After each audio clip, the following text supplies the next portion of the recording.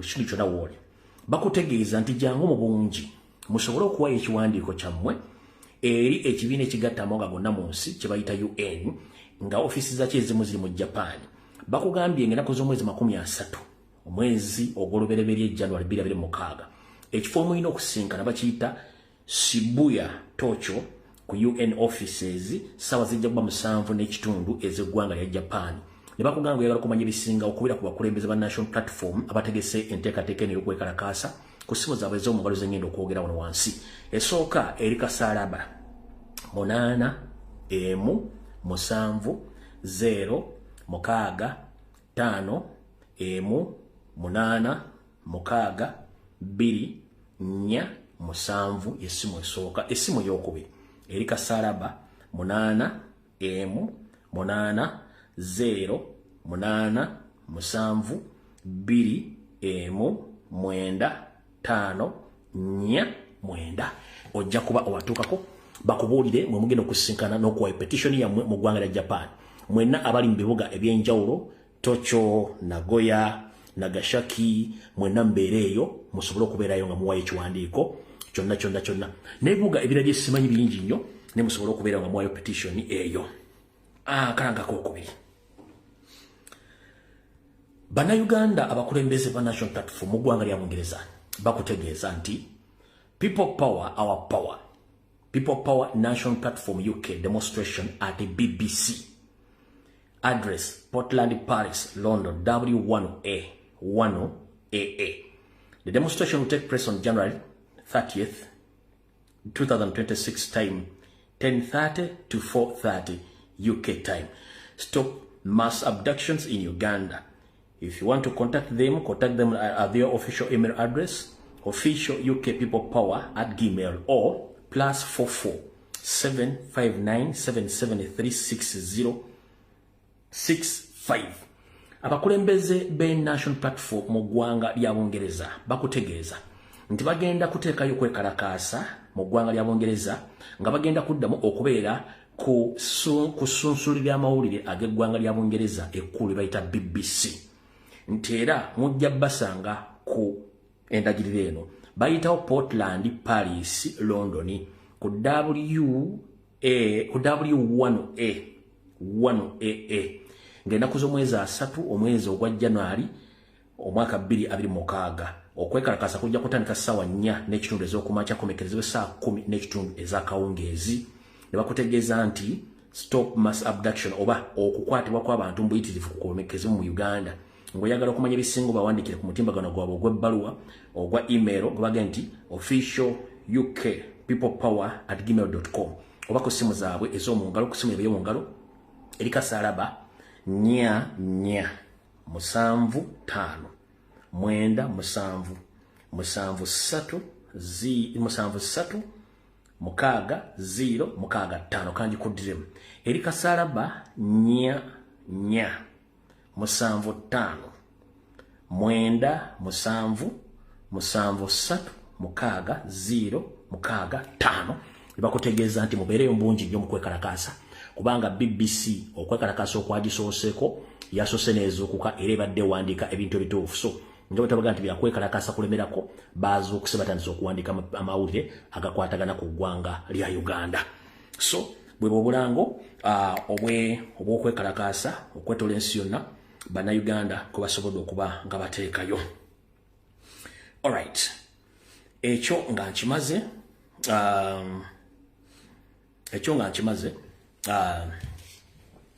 olunaku lw'olwaleero ng'ennaku z'omwezi 10 ennaku z'omwezi 28 ate lumbeeredde lwangu ng'omuntu era peegi mugere babadde tabule ne accounts zange.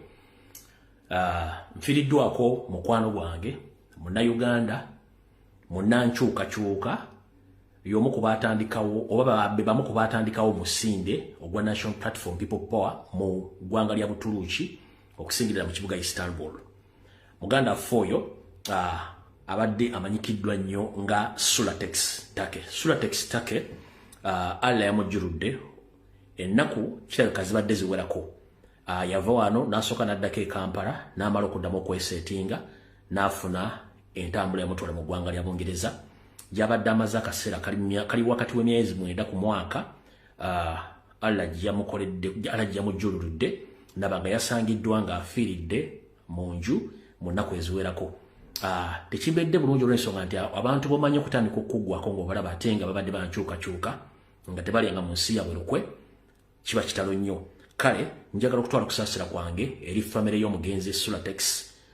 Kitalo nnyo ddala, omuli omukyala, abaana, taata, maama, senga, abooluganda kona mukwano. Kitalo nnyo okufiirwako omwana omuto bw'atyo, abadde omugumu, omusajja ow'empisa, mukwata mpola, nga tomugya mu kigambo naye nga babasibidde ku kigambo kye takisazaamu, abadde ayagala eggwanga lye.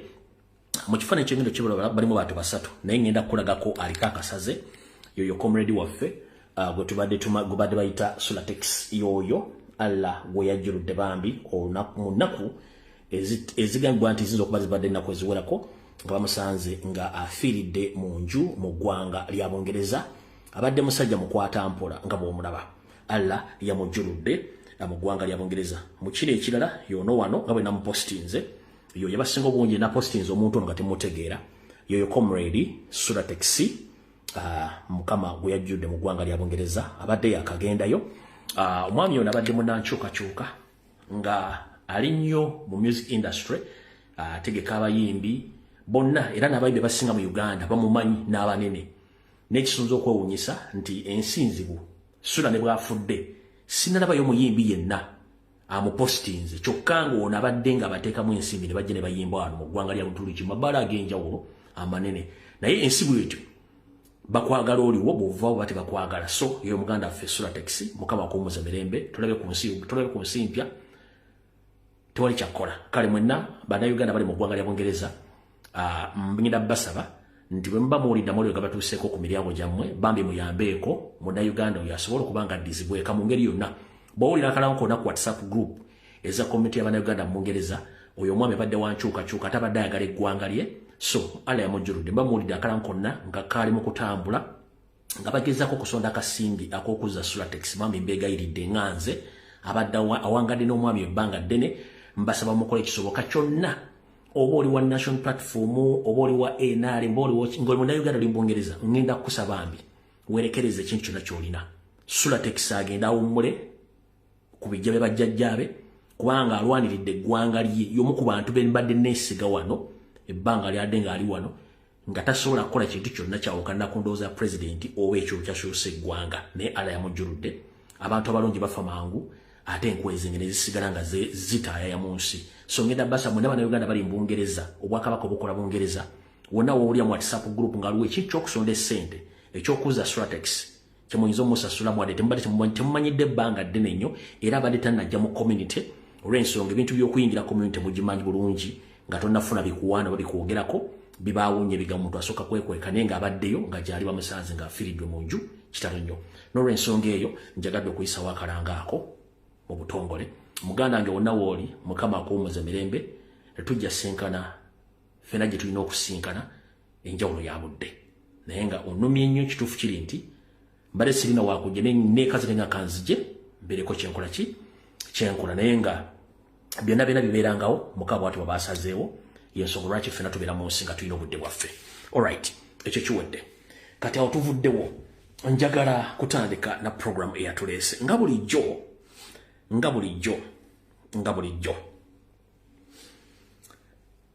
Ngenda kusooka ne security alert, munansonyiwa, ngenda kusooka ne security alert. Lwaki nsooka ne security alert? Nze ng'omuntu neeyama okulwanira ekibiina kya National Platform n'omukulembeze wa National Platform Robert Kyagulanyi Ssentamu n'okulwanira eggwanga lyange. Sisobola kumanya mirerembe Museveni gy'ategese ne sigikolako. Era nzize mbawa security alert, wabula Museveni ayagala okumala eggobe mu kibya ng'akola obutujju ku bannayuganda, amala abuteeke ku kibiina kya National Platform. Mpostinze video ku YouTube ey'omukyala mu Tanzania, si munnayuganda, mu Tanzania nkiddamu.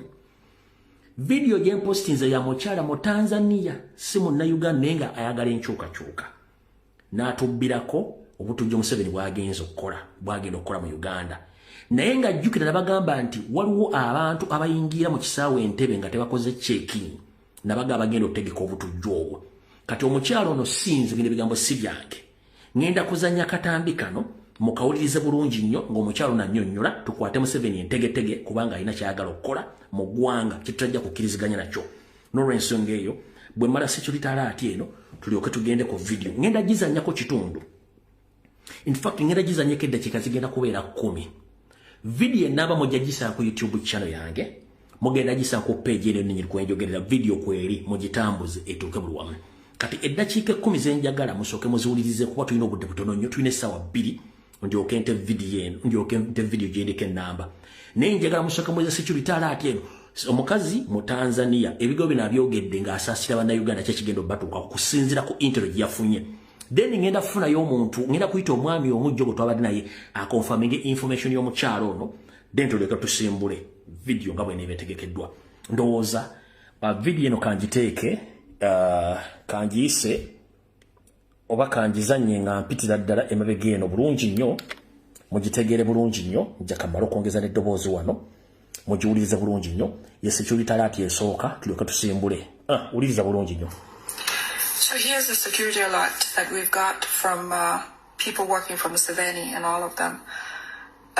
Suluhu, the president of Tanzania, current president of Tanzania, has sent over a few or several Muslim prisoners to come to Uganda to pose as a terrorist group supported by NUP, or the party of Bobby Wine. The way they want this operation is to have those Muslim men come to Uganda, to Kasese in particular, where there is a member of parliament for NUP called Cheyune. What the plan is, which they've already acted out and practiced in their timing to make sure that the operation will succeed within the time allotted for it. They would like to do this in at least 10 minutes or less. So those gentlemen have been brought to Uganda. They have been taught on what they're going to do and say. What they want them to do is they're going to perform acts of violence and kill some people, hurt some people in the Kasese region, and then run into the home of a member of parliament for NUP who just succeeded the election, to go run into the gentleman's home and act like the gentleman is the one who sent them. When they get to Suluhu's home, in the middle of a ruckus where the army or police are coming to a rescue or running after this gentleman because they're seeming like because they've committed some acts that are of atrocity, they will run after them, and in the middle of that, Mr. Cheyune will be killed or will be shot dead immediately. So then this man will continue on to go to get arrested. You know, they'll hand over themselves to the police and things like that, and the police will, or the military will put this man before the camera to document what they have to say. And these men are going to say that NUP or Bobby Wine is the one who sent them to come and perform this act of atrocities. And this is, remember, to make Bobby Wine look like a terrorist organization. Museveni is trying to undo what his son has done. All of the claims or the celebrations that the son has made online, such as killing only 22 of the NUP members or people during the elections and wanting to kill more, all of those tweets that Muhoozi has sent out are really adjudication of what he has, or they could be certified as true statements coming from who they really want to get the statements from. He's basically agreeing to what he has done or they have done during the election period. So Museveni wants to undo all that. He wants to make sure that his name or his son's name becomes clean by showing the international community that Bobby Wine is truly and indeed is a terrorist organization, and that's why his son is trying to fight them. So eventually, when these men are put before the camera, they're going to make claims or allegations that NUP is the party or the person, or Bobby Wine is the person who sent them to do these operations. And the reason why they're using Muslims is because Museveni is dying to to prove to the world that Bobby Wine is connected to terrorist organizations. As you might know, a lot of, bad talk has been in the direction of Muslims to paint them as terrorists and things like that. So Museveni wants to follow that trend, to say that these Muslim men were sent by Bobby Wine to come and attack Ugandans. Indeed, Bobby Wine and his party are terrorist organizations. So anyways, after the operation in Kasese, where after Cheyenne is killed, these people will also claim that they have other partners in Mbale. In this way, they're pointing towards Nambeshi. Nambeshi is a NUP, one of the NUP executive members who resides or comes or hails from Mbale. What he really wants to do is what Museveni is trying to do here is to connect these men, to link them to Nambeshi, so that Nambeshi is also picked up by the Museveni people, and then eventually they will make claims that they are also linked to leader of opposition Joel Senyonyi and Secretary General Louis Rubongoya. All these are claims such that his son looks legitimate in his crackdown on Bobby Wine and his home. So then they will capture Nambeshi. They will also come and take Lope, Joel Senyonyi, and then they'll also come and take Secretary General Louis Rubongoya. All right. Omukyala byayogedde byonna bituufu. Information ebadde flowing all along program zaabwe nti ayagala okumanya ebisinga ku video ne kuba ya dakiika almost 20. Genda ku page yange eya Facebook kwenjitadde eno njenjogererako, oba genda ku YouTube channel yankweri video eno ngeri mbujjufu bwayo. Kati olwokuba nti njagala kukwasaganya information eno, njagala kuyita omuntu omujjo gwe nayise mu eddakiika 10 asooka nnyonnyole yate layini ye intero gye yafunye ku bikolwa bya Museveni byagenda okukola, then mmale mbawo information eddako. Kamala okuyita omukulu ono akole further addition ku information eno. Just 1 minute, munsonyi omwe eddakiika emu. Just 1 minute. Mpema dakiika emu. Mayinza nkuwa information enkwirako n'obujulizi nga njagala ofune kyekituufu ekiri. Tetwagala kukwata musajja ono Museveni. Yawuza, sebo? Nkulamusiza comrade. N'osonyiwa okutawaanya, ndowooza oyise ku mitimbagano video egenze viral ey'omukyala asobodde okufuna information Museveni gy'ada planning against Robert Kyagulanyi Center mu national platform. Ongambye kemega nti oyina more further details about this information. Can you please brief more about this information? Ugandans are here seated waiting for your clarification. But then in the middle of something, it's a bit detailed. No, njagala tuweeko just ka brief kadakiika 2, then enkya wetunna tuze ku Friday, then otuwe full detail. Tuweke ka just ka briefing katono nnyo.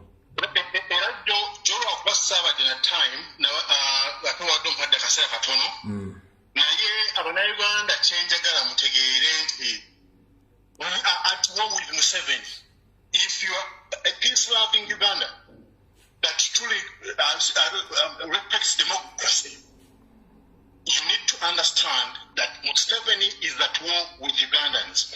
Obuzibu buno butandika from Nyerere's side. Nyerere in the 60s, they are seeking help from Kabaka wa Buganda, Mutesa. When Mutesa refused to help Nyerere looked back with a bad eye, and Nyerere mentored somebody who is not even Ugandan to come and destabilize Uganda for years. And Rwanda Museveni has allegiance to Nyerere. Museveni would not respect anybody, not even Kaguta, his purported father. Naye Nyerere gwainamu respect. Unobuchaye bwa Museveni kwa na Uganda dating back before Museveni came to power, before we got independence. Museveni ni kutufuna kufuna independence. Abatamanyi Museveni mu 1960s yajjanga mu Uganda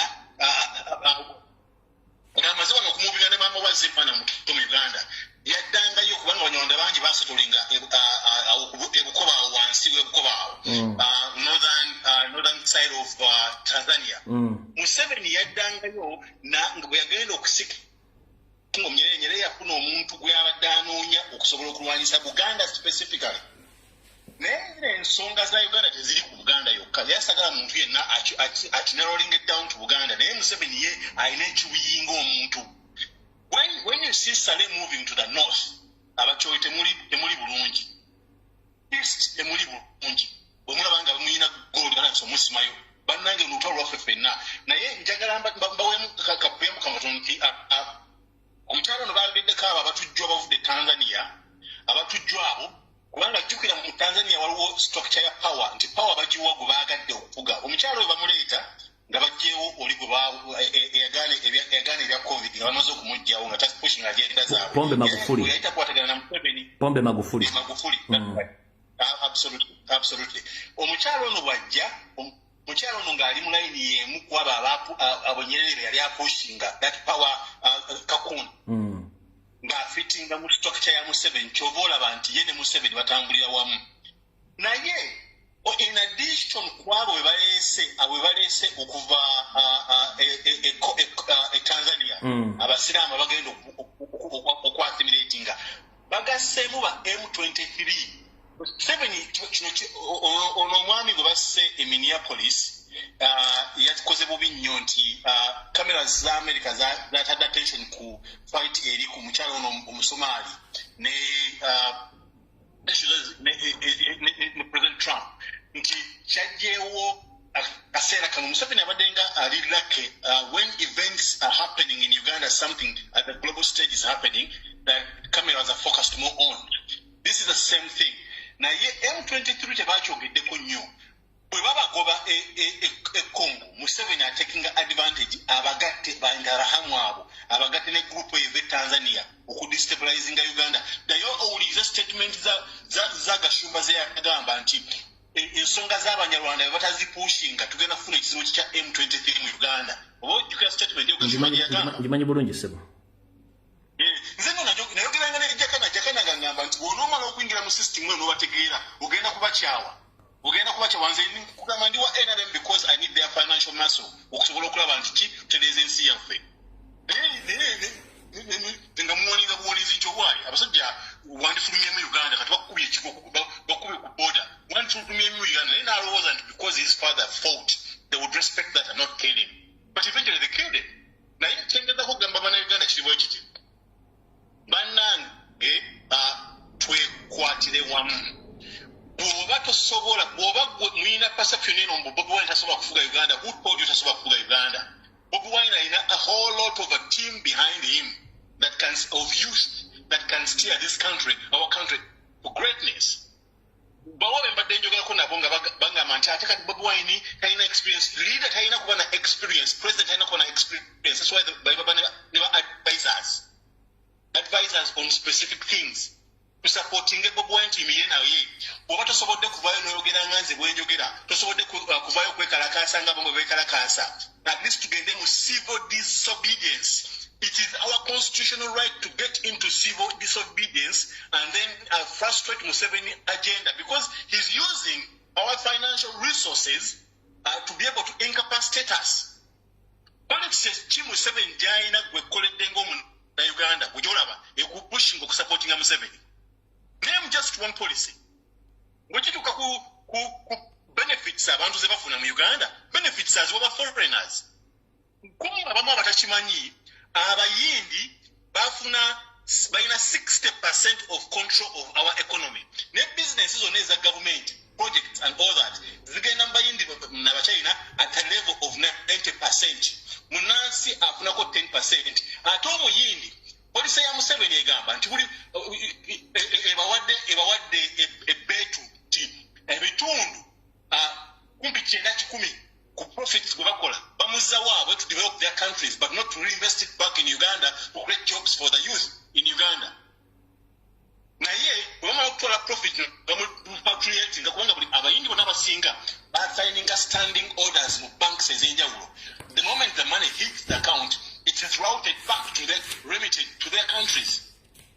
keeping our country at in the struggling mode. Hold on there. Kwatira mwa katono. Muna Uganda atategera kibaita standing order. Standing order kyekiragiro nyini sente ayina ekitavu mu banka kyateka mu banka n'akiga nti sente zange bezigwa ku account ntaddeko ekiragiro nti ekitundu bwe kiba kinagenda ku account yange mu nsi gundi oba nti sente bezigwa ku account yange omuntu gundi alina okufunako sente ezo wilibiri ife nga sente munakolako kintu kyonna. Kati omukulu anabagambye nti abayindi bonna bali mu Uganda business zebakola mu Uganda ku account zabo kuliko standing order eziraga nti buli sente ndabegwa ku account sente zino ziddayo buyindi direct oba ebungereza. Kati abayindi bonna bali mu Uganda balina standing order ku accounts zaabwe nti sente zibamala okubba mu Uganda zonna zi transferring zigenda either India oba UK. Continue. Absolutely. Kakati policy zino mzimula bazonna zibuza mabegana wansi. Nze ngandi banashivuddeyo okugamba nti kanegatti ku mugendo ogulwanyisa Museveni omujja mu bufuzi naye ngendo kwingira mu system ya Museveni ngamba ne judicial envumbu tosobola kugamba nti oddukireko mu mateeka ofuna obwenkanya n'obufuna mubiyisemu mubiraba. Museveni benefits zaawo abantu bokka neko jjo ku Nakivale refugee camp naye bagamba nti waliwo refugee camp eri Nakivale era ne bagamba nti nno awo Nakivale awo waliwo obusomero kati ng'akasomero ke bayita Kashojwa Community Primary School obwana obutwe busookerawo ne babumenyalinga ne buvaayo ne butwala mu vocational schools ne buyiga okubajja ne buyiga okukanika biki ebyo. Abaana abo bavaayo bagenda mu magye bagenda mu security forces abamu baddukayo ne bagenda mu mirimu gyabwe. Waliwo omugwe nabadde njogera naye nga ngamba nti bamuwadde naye nga kugamba kyamusima tuse oba in the middle of a discussion yakyogedde nga tamantinga atenze I hate Museveni system. Abaana abo gweno gye bakunyigira omusolo ne bakunyiga n'oggala wa kitongole kyo n'ogezaako okulwana okukola business ng'abaana baffe basomye balina diguli bali mu ntaasa kasufero batunda masimu ate amasimu ge baguze polisi ejja negayoola negatwala mu mabbe nga babuzaabuza negayoola negatwala abali ku booda neziola nezitwala naye bano abaana bava eri Nakivale ne babamentalize bulungi nnyo ba refugees bajja every after 1 year babawa tools okusobola okugatta mu business zaabwe ze bakola. The assumption is that you're a mechanic bajja ne bakuwa toolbox ena equipment zonna kati no bamuwadde toolbox nanoonya wagitunda ena equipment bamuyako ne milioni 3 nenyumiza story eyo nti bali bangi bonna babawa sente okusobola okuacceleratinga businesses zaabwe. Temulimu economic plan ya Museveni for growth. So if we are not in Museveni's economic growth plan as Ugandans, as the natives of Ugandans, whether you're from the north, east, west, south or central, mwina okwegatta wamu ne tulwanyisa Museveni. At this moment bwe muba temusobola kuvaayo kwogera nga mwina okwekkiriranya n'okutya, at least let's engage into what we call civil disobedience. Okay, ekyo kiri mu constitution. In the constitution of 1995 yatuwa etukuuma to peacefully assemble, demonstrate and of course even petition. Otunamu article 29 ya constitution yeyo. Tulina the right to our fundamental rights of getting into civil disobedience. Kuveyo tugambe kale Museveni okubbi akalulu kaffe oyina emmundu otutuugeyo tugaddewo amaduuka tetugenda kusasula musolo tuganya okusasula omusolo tetugenda kuguwaayo kuba sente zetukuwa ozitwala mu byakulwanyisa ozitwala kwenulikinga Banyarwanda. Instead of our country kati comrade Masembe ndowooza enkya nyinza odu sacrificing n'enkuleeta gwe single handedly kankwerekereze enkuleeta enkya mbadde sigenda kukola lwakuna enkya kwankwerekereze enkuleeta enkya single handedly you only tulina okubasomesa okulaba nti they get the courage to come out and then use every resource. Mwenye olwanyisanga omuntu akusinga amaanyi okolesa so kyonna ky'olina okulaba nti omumegga nalwananga ne brother wange nga nsinga okulu nga nsinga amaanyi naye nga muluma bwendaba nti mukubye ekikone tekimukutte ensambe tebimukutte nanja kumuluma ekituufu nange nkuluma wonna wokutte ku musajja ono Museveni kwatira ddala awo musuule wansi banaekampisawo kino kimu kubanga ndabye Buganda Kingdom tesupportinze mwana waayo basirize kampisawo kino kimu nga tona kunzijjako. Buganda Kingdom therefore nkusaba kabaka Muteesa umanya kuwuliriza kubanga manyi bapange bakuwuliriza Lumbuye. I'll tell you this by the way before I came to your live. Yegweweka political activity namawulire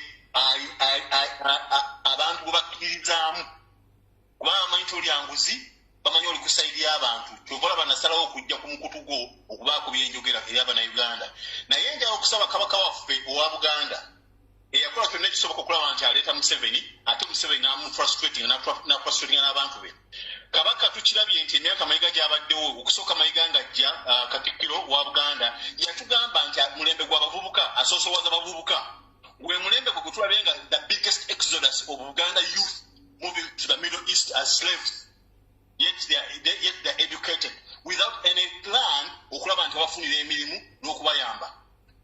Kakati omwana wa Buganda avuddeyo Kyagulanyi okulwanirira ensi ye n'Abannayuganda bonna general kubanga toyinza muliduusinga ku Buganda yokka Kyagulanyi. Naye ate Buganda ekozesebwa okulwanyisa omwana wa Buganda wano wenyimirira okusaba omwana wa Buganda ate nga ne bajjajja be balwanira Buganda. Tuli bangi bajjajjaffe balwanira Buganda okugaziya Buganda. Jjajja owange Alooni Kiguli yalinga Wasasa ebulemezi esingo era yagaziya ne kitaawe Samwiri Balagadde yali Wasaza era yabaana nnyo okugaziya Buganda nga balina emitima gy'eggwanga lyabwe. Ku sayidi eyange jjajjange William Kajubi Kaggwa yali mukwano nnyo gwa Muteesa ne baganda be abalala Baisaya Batambugwe baani Sapolo Kaggwa bakola emirimu mu Buganda okugaziya Buganda. Naye kakati omwana wa Buganda watuusa ali mu kudduka. Ssebo Kabaka nkusaba kyonna ky'osobola okukola oyimirire naffe. Nkusaba oyimirire naffe ffe tuli mikwano gya Buganda. Nze ndi mukwano gwa nnyumba ya Mawanda. Ennyumba ya Mawanda bwe tutuukamu ndi mukwano gwa nnyumba eyo era famire yange ebadde mukwano gwayo. Museveni bamukoledde bonna agenza abatta. Museveni asse abantu bonna abadde bakwatagana ku Buganda bakwano ba Buganda ng'alowooza bagenda kukola ki kumulwanyisa. Naye mukulu Kabaka tukusaba oshekingemu Mmengo eyo mu kaseera kano twetaaga Mmengo naye Mmengo esirise tetutuyambye. Twetaaga Mmengo tulina strategies nga Mmengo singa etwegasseeko tusobola okugyako Museveni within 2 months. Alright. 2 months ziri wala nnyo naye Mayiga asirise Kabaka tuyambe. Some of simanyi oba communications no kuba tulina communications n'abantu abamu mu nsi ezimu abasobola okutuyamba naye nga they need assurance from established institutions kubanga mu Nuupu of course mulimu enkwezengeza Museveni nnyingi wadde newankubadde president waffe ezimu tazimanyi naye ffe tetuli mu site tuzimanyi. Naye tusaba nti Buganda ffe abaleeta Museveni twegatte kukunga abantu n'okukubiriza abantu to get into civil disobedience as a first step. Then the next steps forward wekolemu omulimu ulabe nti tukola ebisoboka okulaba nti omusajja ono tumuggyako. Tulina capacity emuggyako. It doesn't take money to unseat a dictator. No, he has all the money, but it doesn't take money. It takes good strategy and execution. And we know where to touch and we know what to do to get that right. Museveni kyabayingiza bano abavudde Tanzania ne ba M23 kubanga naye akimanyi amagye gonna mu barracks gali kusaidia ffe. Bana ekyo nakibagamba prison yonna bali kusaidia ffe, poliisi yonna bali kusaidia ffe. Nandibadde mbaterako WhatsApp ezimu ne mulaba ebintu bino bitudisikasinga n'abamu ku bakulu magye bali kusaidia ffe, balinze ffe tusituke. Naye abantu tutudde tugaanye okuvaayo tuleke Bobi Wine agende bw'atyo. Is that the courage that you're going to give to somebody else who is going to stand against Museveni? Alright. Kale mukiraba Museveni akalubira genda kumuggyako agaanye. Kale Uganda abantu tujja kufuna olunaku tukomewo tusomese ku bantu on their rights, especially on the side of civil disobedience. Yes, sir. Wanga olajja kugamba nti nze ate nze ndi mukristaayo sisobola genda into civil disobedience. Naamwe abakristaayo oba abasiraamu mu byawandikibwa okola nga ndi mukristaayo. Yes. Mulimu Daniel mu Bible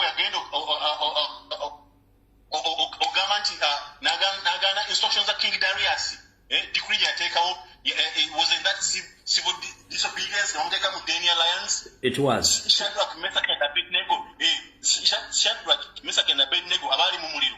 It was civil disobedience. Stop. Butuyimirira mu butuutu mu church nga omusumba omulaba yeesulise kulwa ssente. Abasumba ngo bano boolaba basabira abantu. Abamu ku bo tebanabala kusumululwa.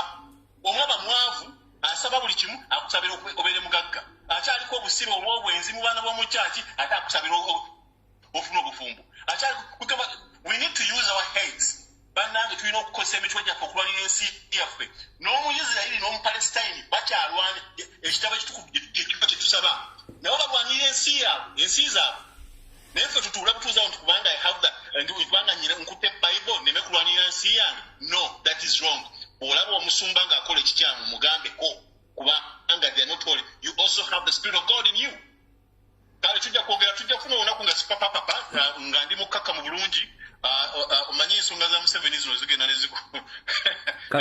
ngenda kwogera na nvudde ku live tujja kufuna olunaku within this week tuwongereko ku nsonga tweyanza nnyo semukama tujja tusomesa abantu baffe inside out basobole okole the small things that will frustrate Museveni and incapacitate his financial muscle. Aveeko kale muganda mmebeera bulungi. Alright. So njagadde okuleeta omukulu oyo okukola kye tuyita more clarification ku security alert omukyalo gyatuwadde egenda okwapeninga ffe kye twagala kuyimiriza bintu bino byonna. Kati mu butongole video etandise.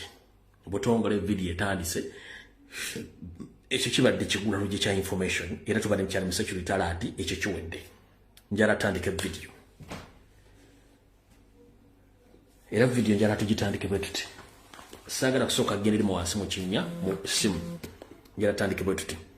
Alright, na kusoma zili 28 mwezi ogw'Oluberebe mwaka 2026 mbalamusiza akaati buto. Abajjukira nga tetunagenda mu kalulu nabagamba nti Museveni ataddewo ba agenti be abagenda omwesimbako ng'ogyeko Robert Kyagulanyi Ssentebe National Platform nga bano bagenda omuwa obukakafu nti yawangula kye tuyita legitimacy obukakasi obuwanguzi bwe. Ne mbagamba nti era balina billions ezisukka mu 6 ze baali bateeseteese nga kuliko Kiriwa Kiwanuka Karugire mukoddomi wa Museveni saako n'abantu abali mu judiciary nga bali bagenda kuwabira Museveni omusango oba wangudde batawangudde nga bagenda kiti bagala kubba ssente. Kati mu process nti ensi nene ziganye okulegitimizinga Museveni ne Nuupu eganye kubanga baatubbye ne public eganye okulegitimizinga Museveni. Kati Museveni kiyakoze nga ayita mu Karugire n'oli omusajja gwe bayita kye bayita ekyo kisajja kye bayita Robert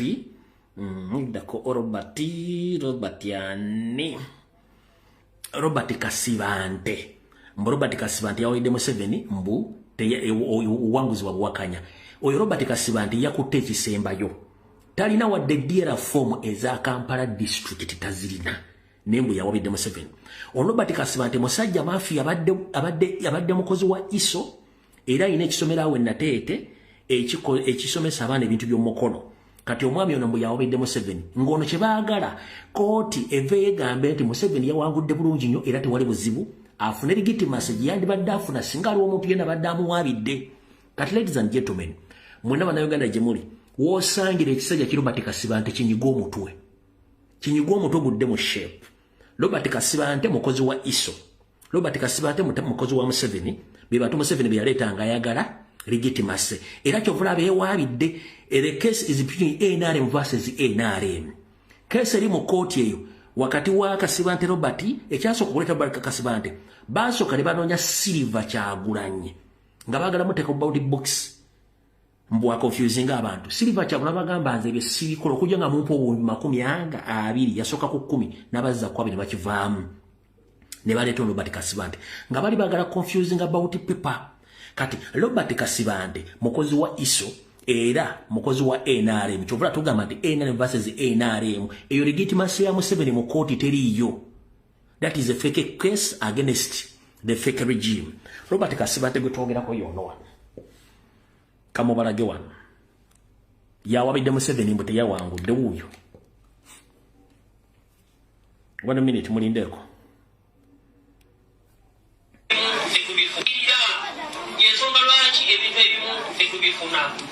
Ndagala n'obwewembeeku mbasaba mutima gwange mutuwagire muwagire gavumenti eno muwagire mwami Museveni sobola okulaba nga eggwanga lyaffe lituuka lisekeddwa okukola ki okutuuka mulaba ebbanga lyonna omusulira amawanga amalala abali ku TV mulaba Kenya bwe bali mu kukwatagana n'okuyombagana naye ebbanga lyonna mwami Museveni alwanye nnyo okulaba nga ebyo tebikola ki tebikomawo wano so tubasaba omukwano mukwakirira yensonga lwaki ebintu ebimu tetubifuna mwami Kasibande oyani kakati mbadde odasitegedde nti ogamba ekyo kakati bw'obanga oyagala okulwanyisa omulabewo omala kumusemberera n'omwetegereza bulungi kati namwekulubiisezaako awo nga njagala mbayingire manye obunafu bwe manye engeri gye ngenda okubakwata kati yoyo NRM versus NRM mu kooti nga Kalugire bali mu kubbaserezaamu wa musolo okulegitimizinga taata we Museveni mbujafunye legitimacy mu kooti which is fake.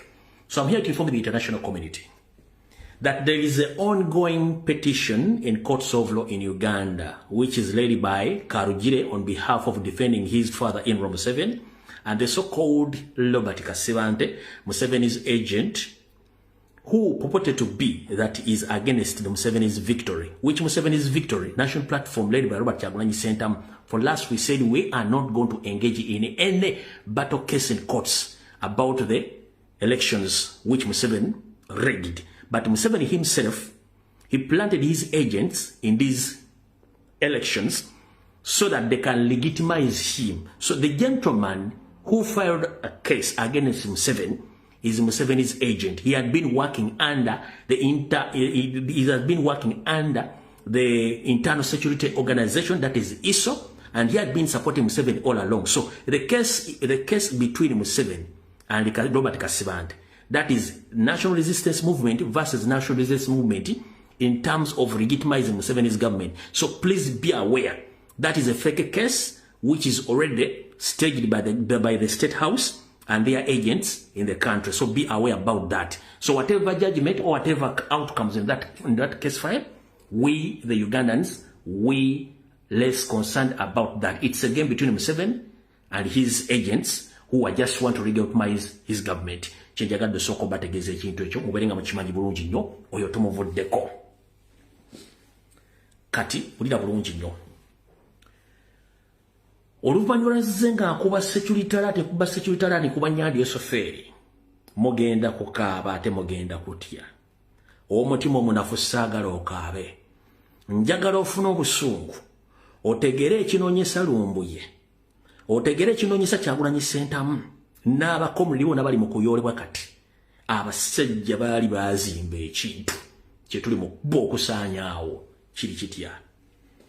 Nyandi Esoferi akalulu kakyamutudde mu buli maawa nga bwe nabagambye olunaku lwajjo nti ye yabadde asuggestinga aweeyo obuyinza wabula omusajja okuva e Mogadishu General Salim Sarakanda n'alamuga tetusobola buwaayo at least kindekere nga bwe wakindekera mu kinaana ngezeko kitambuza nga nkulyetinga tera tuteeke ebisango eminene ku Robert Kyagulanyi Ssentamu n'ekibiina kye tubakwate bonna tubasibe wajja kuba tewakyali akola ki ayogera era omukyawulo atuwadde security alert nerezo tuzezuba zonna zifaanagana egyo emirimu gya General Salim Sarakanda nako gyali mukola kala unfortunately bakola mmesi ne babba akalulu International Committee eganyo bali organizinga one video zifuluma after video eziraga obubbi bwa akalulu across the country nti era Museveni akimanyi teyafuna wadde 20%.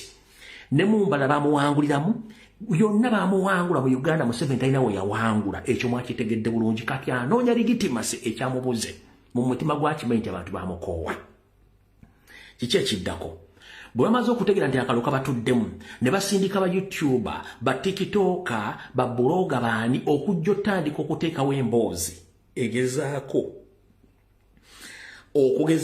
okumala amaanyi mu bantu n'okugamba ekyaliwo tugende mu maaso ezo mwazitegedde kuba ssente zaayise kati kiki ekiriwo essaawa zino Museveni ng'agenda yeepyera kigambo ekyo si kyange ne bakiyita niko okutuluka kwonnyini Museveni yeetulukira lwaki yakola mess n'agenda staging abatemu be ne bagenda batta abantu wa Mwanga Kivumbi nenzija ne ngamba hona Mwanga Kivumbi nti tobutambi obugenda kutaasa Ngai mujjukira nti nagamba Walukaga nti vayo kole statement ku bijambi ebiri ensangi bagenda bikuteekako.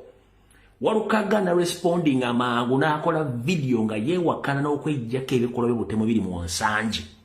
Era Walukaga olwakola video ebijambi mu nsangi ne bikoma nga tebalina gwe bakuttoola nga abantu bangi bafudde. Muwanga Kivumbi teyakikola. Wabula bannange njagala mugenda kaaba. Tugenza ogenda okunoonyereza ng'omulimu guno gwalimu ebibiina by'obufuzi byonna ng'oggyeko National Youth Platform beetaba mu kusiba Muwanga Kivumbi.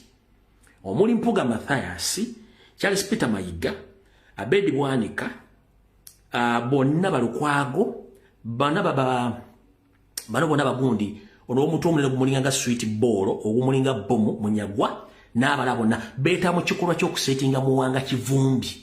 Nga bamusasulizaako ettomi n'okwagala okumusasula olw'okuba nti yabaddukako. Kati wuliriza bulungi nnyo. Museveni taleetanga wadde omusango wadde keesi okunoonyereza abantu baafa batya, yabbawo emirambo n'agitwala n'akwata Muwanga Kivumbi. Kiki kye baagaza Muwanga Kivumbi essaawa zino? Wuliriza.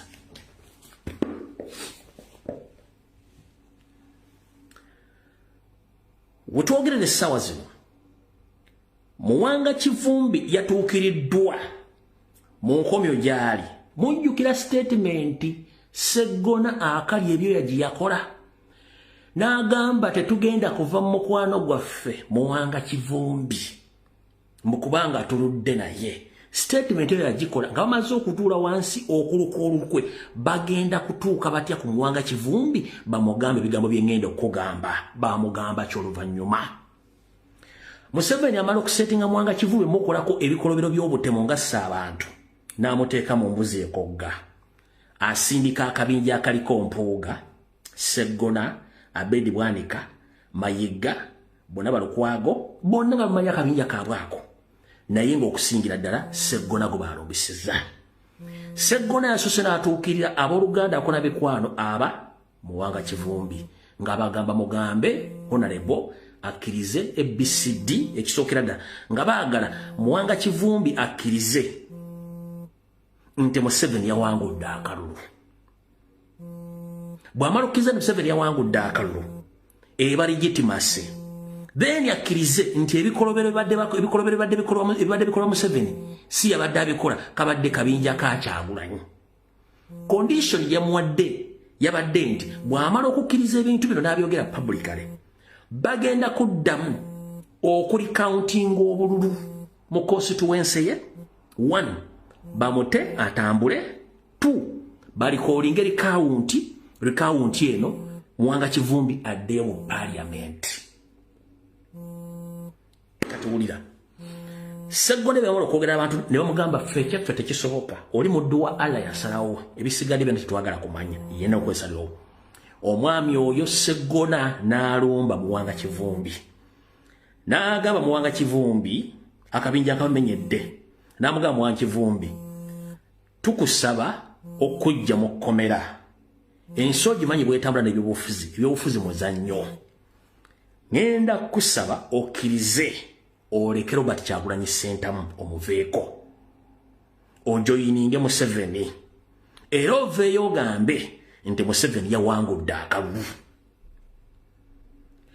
Bw'omala ogamba Museveni yawangudde akalulu, emisango gyonna gigenda kuggyibwako. Era okakase nti ebikolobero byonna ebibadde bikolebwa Museveni ebyokutta n'okuwamba abantu si bya Museveni ng'omuntu, wabula ekibiina kya National Platform kibadde kibikola, naye nga gwebimanyiiko okoze eki osirise. Then bw'omala okukkiriza ebintu ebyo byonna Museveni agenda kusonyiwa addemu alikolinge ne results Electoral Commission demu erikauntinga obululu bakuddiza ekifo kyo ekyabutambala then otambule nga tolina bozi wonna. Muddu wa Allah Muhammad Muwanga Kivumbi yategeezeza Sseggona, bwe banga yentuuko yange okufa njagala nfe nga ne mu ggulu bwe ntuuka mu maaso ga Allah ngenda mugamba buli ekinkoleddwako sikirinaako buyinza, sirinatta ku muntu ate sisobola kulumiza muntu atannakola kintu. Kitegeeza Muwanga Kivumbi diru yagiganye, era ne famire yaganye diru ya Sseggona ne banne. Muwanga Kivumbi yaganye diru ya Museveni nga ategeeza Sseggona genda ogambe bakama abo nti nze siriredde kulya mu nsi yange kwe nakuwairiza musajja Kyagulanyi atalina kyamanyi over-minded board banfira mu komera kanfireyo Allah alinzijukira sisobola kukola kintu ekyo ebisigadde byonna Allah akulembere. Vanyuma ensonga zino zaatuuse mu bantu abamu abali enkize nnyo era ne bazitegeera ne bagamba buno busajja bwe tubadde bukola. So ye ensonga lwaki Sseggona yabadde avuddeyo nga agamba tetugenda kulekera Muwanga Kivumbi olw'okuba nti babadde bamaze okukola dda enteekateeka eya memorandum of understanding gye nabagambe gye baakolya ku Fairway Hotel. N'oli omusajja gwe mwalabye oli alina omutwe omwetolo ogumulinga landi mayini atandise okulumba Kyagulanyi Munyagwa bebo yeyo kiriki yonna nti we have to delete national platform. How are they going to delete national platform? Ye security alert mukazi gyakuwadde zenkuwa yeno approach bakoze ku Muwanga Kivumbi ali mukomera kubanga baagala kulegitimizinga Museveni nga ne Sano ga Mulenge ejja wasanya kawo kya Peter Mayiga ensonga zinazimanyiiko era bagenda natandika creatinga oba okulikulutinga aba politician abagenda okulwanyisa NUP nga bayita ku CBS BBS nga bakozesa Buganda platform okulemesa Robert Kyagulanyi Center okubira dambi obufuzi yensonga lwaki mbaga ebintu bino. So yagambye agenda ku standing ng'omuntu tagenda kukkiriza kwogera bigambo bitakwatagana kubyogera ku muzzukulu wa Buganda. Ompulira bulungi nnyo kati keeko kakiriiki akeeyita Baganda naye ng'ate Baganda mannya abadde nga okukolera Museveni nga balemesa abantu abalala. So nizo mutegedde bulungi nnyo ebintu bwe bitambula. So njagadde ntegeeze eggwanga nti Honorable Muwanga Kivumbi bamutuukiridde abasajja abo ne bamugamba kiki kyalina okukola n'abagamba Allah nsaasire sisobola kukola kintu ekyo.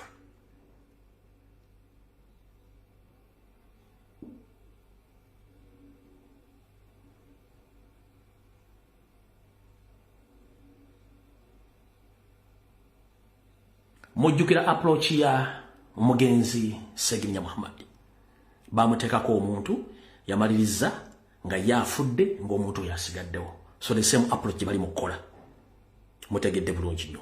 So yonna President Joli kimanye nti abantu bakulimu era bakwesiga kubanga bo kyebagala kuzingako national platform lumu naye nabagambye nze nange okujja omujja kunziikiramu wano ngenda kwogera mpaka kuwulira bubi. Teri bintu byakuteeka butujju mu ggwanga mu byekwasa Robert Kyagulanyi Ssentamu kibiina kya national wano wensinga okukolera ennyo wano n'okulwanira abalala kye batasobola kukola era kye batasobola kulengera nti wano omuzannyo gwa struggle gutambulira obulungi. Ekyo sigenda kikkiriza mpaka kuwulira bubi. Ne bannayuganda mwenna ngenda bagamba nti omusajja Muwanga Kivumbi talina buzibu era talina musango wabula kana akabinja ke yaddukamu ke kakolagana ne Museveni era baba mu approachinze. So nebigenda okukolebwa byonna nga bagala bitaya ku president tebibangayo era mwabuddeko nambeshe bagala mukwata n'abasigadde bonna. Tosobola kungamba this particular moment bonna ba MP abagwa n'abalondebwa tekuli wadde ateekayo nti free Dr. Rina Zedriga tekuli wadde muntu agamba nti free Vice President Western Uganda tekuli wadde muntu agamba nti Museveni stop abductions of innocent Ugandans tekuli wadde MP Kabere Kansala agamba nti okulumba makaga president kikyamu era tutadde petition ABCD tekuli kintu kigamba nti olwaki mwalumbye Babi Kyagulanyi wabula n'aboogezi b'amagye bajja ne bakola folofoto teri abaddamu. Kati olwali omule bulungi nnyo ebintu byogera ku TV nga Nabbanja avaayo alokose bigambo ebintu bikyamu. Olwaleero Baganda ba Kyagulanyi bagezezzaako okugenda okutwalira mulamu waabwe emmere n'okulaba embeera mwali babaganye kyokka Nabbanja omukazi omunyalwanda eyeeyita omunyolo yeddira embogo n'agamba mbu Kyagulanyi ali mu muzannyo.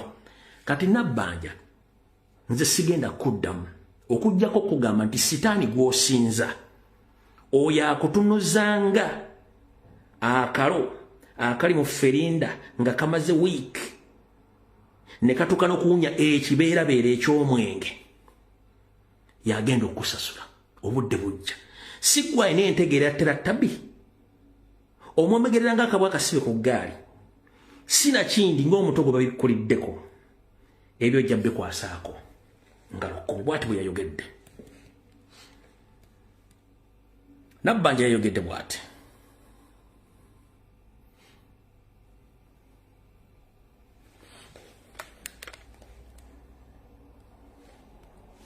naye kakati yali wa bwerere tugenda mukuumulamu aliwo ye because ekirungi ogende nti mwannyoko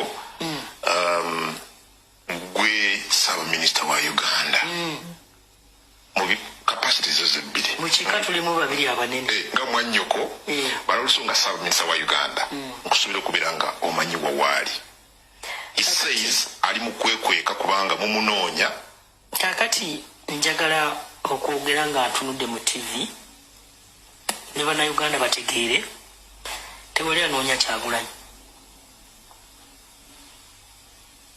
nga mulemye kujja n'abeera ewaka ebyo ebya komedi ebyebiwaanyi byabadde akola buli kaseera siba kiwaanyi siba bw'atyo bweyogedde naye neerabira nti yayimirira mu ssetteeserezo y'eggwanga n'agamba nti adda Kibalama yeetaba mu kulumba poliisi n'okutta bannayuganda bamubuuza Kibalama aluluddawa n'amwegaanira ku ssetteeserezo y'omukyala y'omu. Unfortunately that Kibalama was pressed. He was arrested recently in October in a place called Kakiri, and he's one of those that is claimed to have killed police officers in Kiboga, Wakiso, and other places. So Nabbanja kyesimanyi bumanyi nti video eno eri mu ba prosecutor ba International Criminal Court. You confirm that you have led Kibalama. Today you claim that nobody is blocking Robert Kyagulanyi Ssentamu from accessing his residence. You understand? We have all evidence which implicates you that ever you post yourself as a comedian defending the government in the wrong way. You said that you have Kibalama, but few months later you said they are just blackmailing you. You don't know where Kibalama is. No problem. All these videos, they are with International Criminal Court. Time will come to answer the questions. Olwaliro family baganda ba president bagezezako okwagala okutuuka mu maka ge bino bibajjeeyo olwaleero kati mutegeeze ba NRM propagandalist bonna okuli owa Uganda Human Rights Commission omukyala Mariam Wangadya, okuli omwogezi wa poliisi Lutumwa Kishoke ayina amaaso agali olubuto, okuli Chris Magezi, okuli minister omwogezi wa government era nga minister gobayita ani ali awo naye ali awo tategerekeka. Bonna mbagambe nti bwe mbanga mwogera temuli coordinate coordinating government yammwe buli omu kyavaayo kyayogera ne maani mwekuba endobo. Bwe mba muga Kyagulanyi ali magere lwaki mu blocking abantu okugenda ku accessing amaka ga Kyagulanyi ng'ate baganda be. Kulisi bali omunsolo kwe naye yavudde n'ayogera.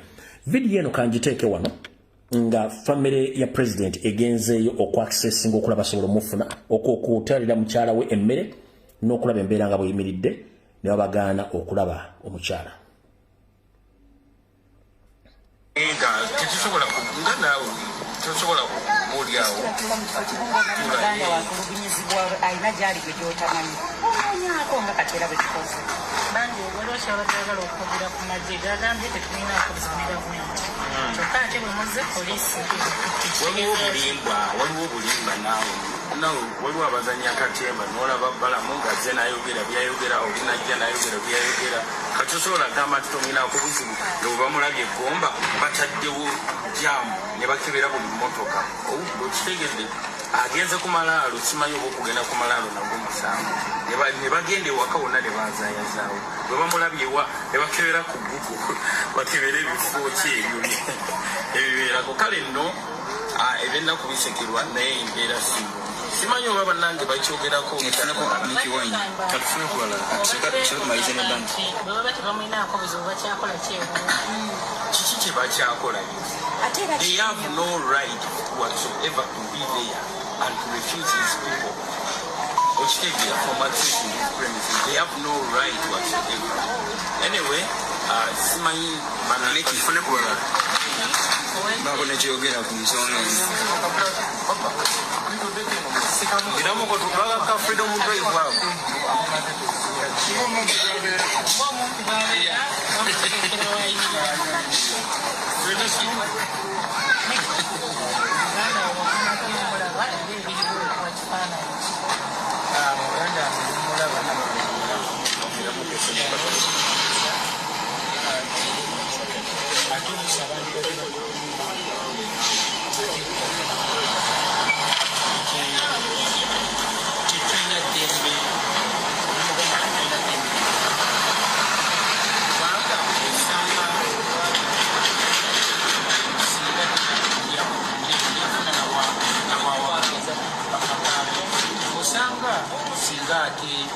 takyalina namukakusa kubanga tuddamu kukumaanyi betumulabako na social media naye nalabye ebitongole bya polisi nebyamagye yesterday on social media nga bagamba tibamulinako kizibu olumumyufu nakusainenamboke kanzireyo wabo definitive nzirayingira kuipolisi communicating as a family tukegerere kumakya within about 4 hours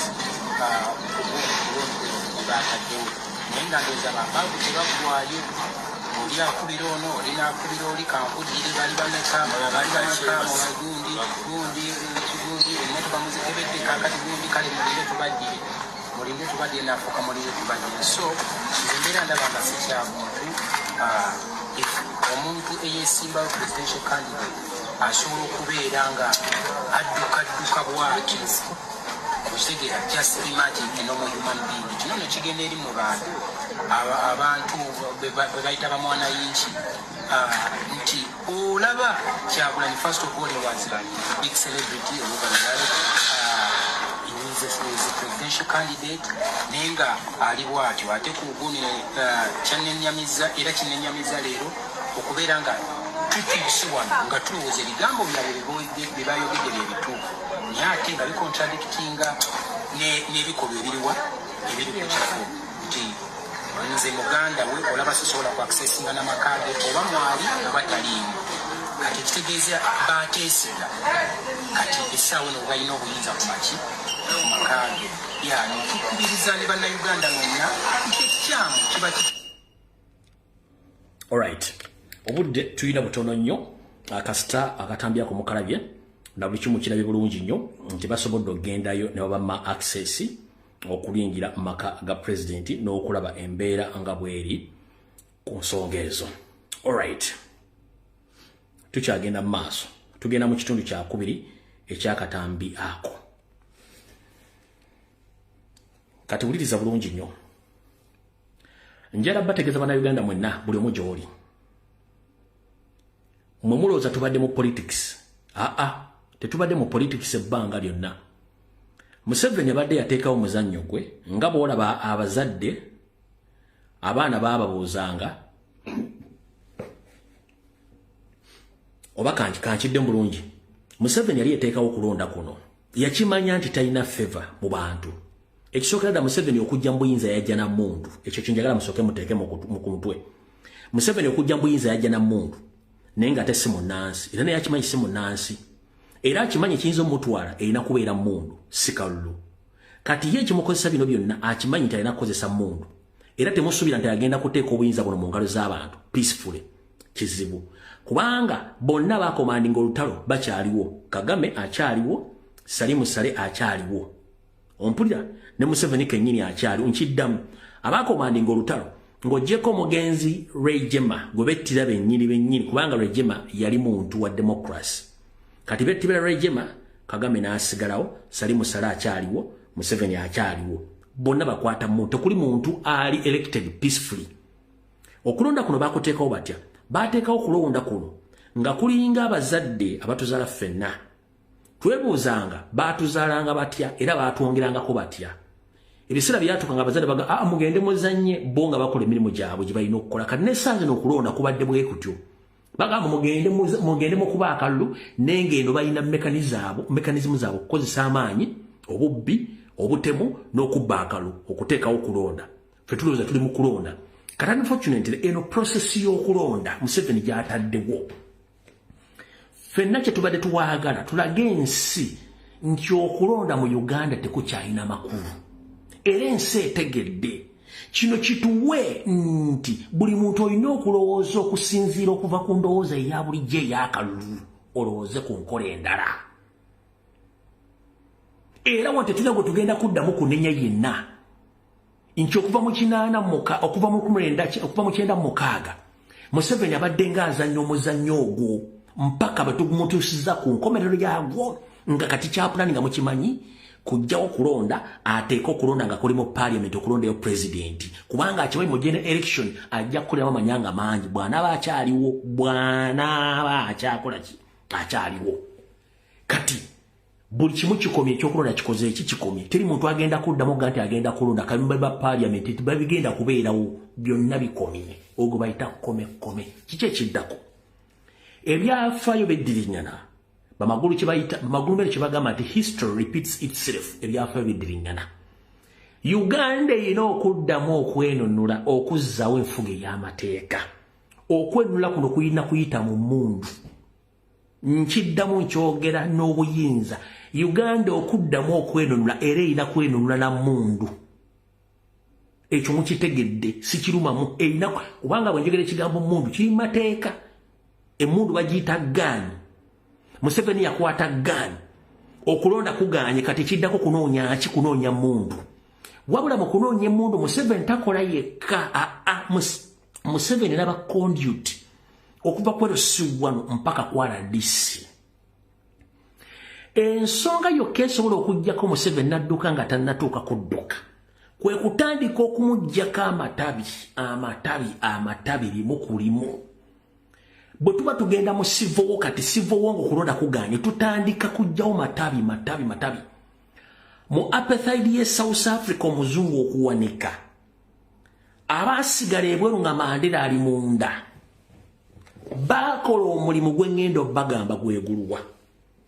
Omuzungu okutulugunya omuddugavu omuzungu yalina ba agent abaddugavu.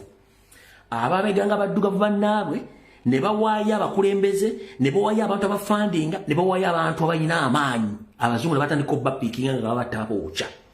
Ne mu system eno Museveni erina abantu ku ground abamukolera omulimu okumulegitimayizinga abali ku byalo byammwe. Abantu abo kasitamu bapiikinga omu ku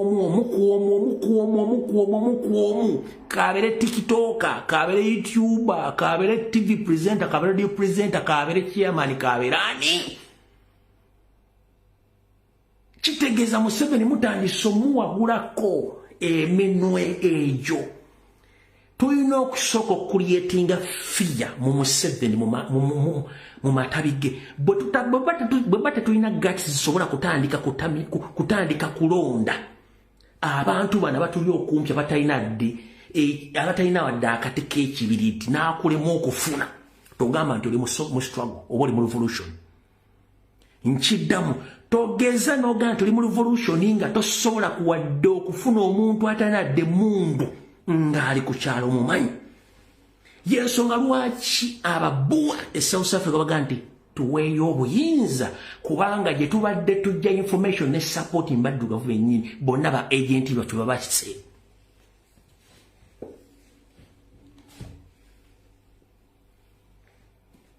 Baani ababatanga abaddugavu bennyini baamanya ababuwa bakozesanga baani nti baddugavu bannaabwe ne batandika okuyiga omu ku omu olw'abamalamu.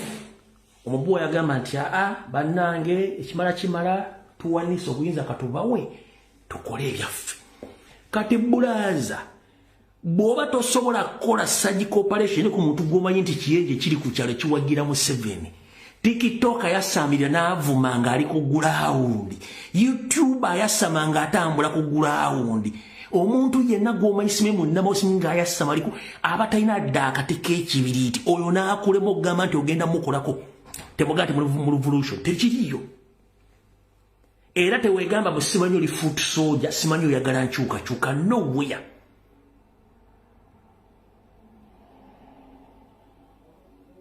Tuzze tubasomesa tubagamba nti ekiinula omulaalo ziba nte. The moment kasito omulalo omutaka entezi omulalo n'ettaka baba yaligula dduka buddusi tasobola kuyimirira. Omulalo n'ettaka aliddukako tasobola kuyimirira. Mwenjagala bagamba. Bw'oba tosobola kutandika kugana amatabi agasookerako wansi. Togamba nti oli mu revolution. Era oyagala enkyukakyuka no. Tubasomesezza ebintu bino mubitegeere bulungi nnyo. N'omuntu ali kuli ku Kyagulanyi nti avuma Kyagulanyi nga wali atambula. TikTok ali ku kitundu akole fujja avuma Kyagulanyi avuma Uganda. Nga talina nakyali n'omufalisa asula ku gwa nkondo. Nga atambuza bigere. Bemmanyi we baliira we basula. Hey, muli ku kimwe. Tubasomesezza revolution bw'etambula. Gongamba otyo omuntu mumanya atambuza bino abayina emmotoka. Notasobola mukolerako mu jaamu, oyina boda osobola mukolerako wantu wonna. Bwe muba temusobola kutuuka kuwagula bantu abo wana Museveni ekimusibawo kati. N'ekimusasuza ba YouTuber kubanga basobola omuwaana. Kati oyo awaana yennyini gw'otandikirako. Bwe banaggwatira agenda kuddamu kuwaana Museveni. Oyo awaana tajja kudda Museveni tagenda kuddamu kufuna bamuwaana. Kyekimusasuza abantu abo. N'ogamba manufacturers za Semse nga mmanya amasanyalaze ne mbaga temwagajjako dda temunagasima muge muli ba revolutionalist mwe. Mumanyi property za Semse we ziti musobola zikolako muli bwa nkyukakyuka ki. Anyways, njagadde kuyita obuyisi. Kino mukitegeere. Surgical operation etandikira kubana ogendo tuka Museveni kasita amanya nti ku ground takyafuna information. Abantu batandise bali omukomu. Era ajja kikola nga bwe bakikola dduke. Waliwo n'ekyokuboycottinga bizinensi zaabwe bamanirenda mubamanyi mubajjanjabe bayina amannya amakyamu mubajjanja amanyi gatereere. Abatunda amatanga bali mu system mubamanyi mubajjanjabe. Ababodaboda bali kutunga manyi nti bakola mirimu gyamu si mubajjanjabe. Buli muntu yenna omulwadde nga ali mu NRM yeetaaga medication. Please, buli muntu ali mu NRM nga mulwadde yeetaaga medication mubajjanjabe free of charge. Buli muntu ali mu NRM mulwadde ambetaaga kutwala mental facility mbatwale mbajjanjabe free of charge. Eri abalyankuzi bwange ekimutwale ku lanchi aliye akute bulungi nnyo abere nga ali wolofu mukitegeera buli ali mu NRM mulwadde yeetaaga kujjanjaba okujjanja mukumanyi bulungi nnyo mukitegeera bulungi nnyo. Kati awo tuvuddewo njagadde bategeeza mutegeera ekintu ekyo. Awo tuvuddewo katugende ku nsonga endala. Alright, okusookera ddala njala okubaza bana Uganda mwenna abali mu America, abali e Canada, abali mu Bungereza n'abali mu European Union. Mwebale kukola mulimu gwe nabasabye. Mugukoze bulungi nnyo. Naye olunaku lwajjo nayogeddeko omwami yakubye essimu gwe tubadde naye. N'atubuulira omukyala oyo. Omukyala bwe yatubuulidde ono gwe bayita Paula White. Yeah. Information gyenfunye sigi bannanga akasajja kaali kazimba network. Museveni yazimba network nga akozesa natural mineral resources zaffe ne taxpayers money. Nga buli wandiise wonna mu kitundu kyonna mu kituli kyonna okutuuka ku gavumenti ennene yandibadde emuteesa alinawo omuntu. Omusajja otaba kujja jjo kwogera gwe bayita Paula White. Tuba tetusobola kufuna access ku President Trump. Wabula bwe namazbo omwami bamaze okexposinga Paula White. Paula White yakoze post information yamutuuseko olunaku lwajjo. Era abaana bamulumbye ku Twitter. Njagala okwebaza mwenna abaana abakoze ekintu yono mukyala Paula White yoyo Paula White yepostinganga munnaddiini kumbe mafia ono lobbyist yoyo yepositioninganga omunnaddiini kumbe agent ate nga lobbyist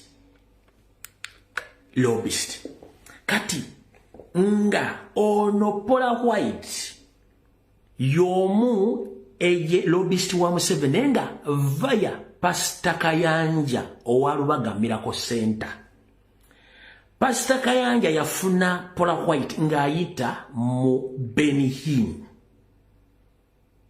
era Paula White ono yajjako Uganda nasinkana Kayanja bwamusika ne batona ba discussinga issues okumanya Museveni tasitukira bantu Paula White yagenda mu State House wantu wona Paula White yagenda wa Kayanja makagi kyasitula Museveni neji ne family okujja okusinkana Paula White ne batuula mu private meeting okumala almost 5 hours Museveni kyatakola ne ba discussinga engeri gye basobola okublockinga Nupu ne opposition n'abantu bonna basobola okutuukirira Donald Trump okuba nti afuna access ku information n'enfuga embi mu Uganda. Paula White yakwatira deal n'agitwalira Donald Trump n'abanga temulina kye musobola kukola oba kufuna kutuuka ku Donald Trump nga Kayanja waali nga Paula White waali awo. Kati mwe mulina okukola abaana ba Twitter n'abeekalakasi n'abawandiisi mu America mulina kusooka kulumba Paula White. Kayanja ekyomukola mukimanyi then awo tugenda kufuna access ku office ya White House ne ba senator bagenda kikola kubanga buli kikolobero kyonna ekikolebwa Uganda Kayanja nga akituulako ng'agamba oli Museveni ng'ajjayo gold ne sente ng'awa Kayanja nga basindika ekyo nga kiggalibwawo. Kati Kayanja jukira Kayanja alina muganda we Dr. Sentamu eyali ebungereza yali akulira ekiwayo kimwe ky'ekkanisa y'abaprotestanti bungereza ne yali yatufuukira ekyambika wabula oluvannyuma agoba mu kkanisa ewangaala y'ebungereza ng'amaze okwetaba mu bikolwa ebyokubanga yakwekanga ebyama by'abannaddiini abaatiginyanga obwana obuto obulenzi n'obuwala mu Kereziya. Kubanga ono yali lobisiti wa Museveni mu bwakabaka bwa Bungereza oyo ekkanisa n'emugoba naye akyakola omulimu gwe gumu ng'ayita mu bayimbi oyo senta muganda w'ono kitegeeza tulina obstacles nyingi.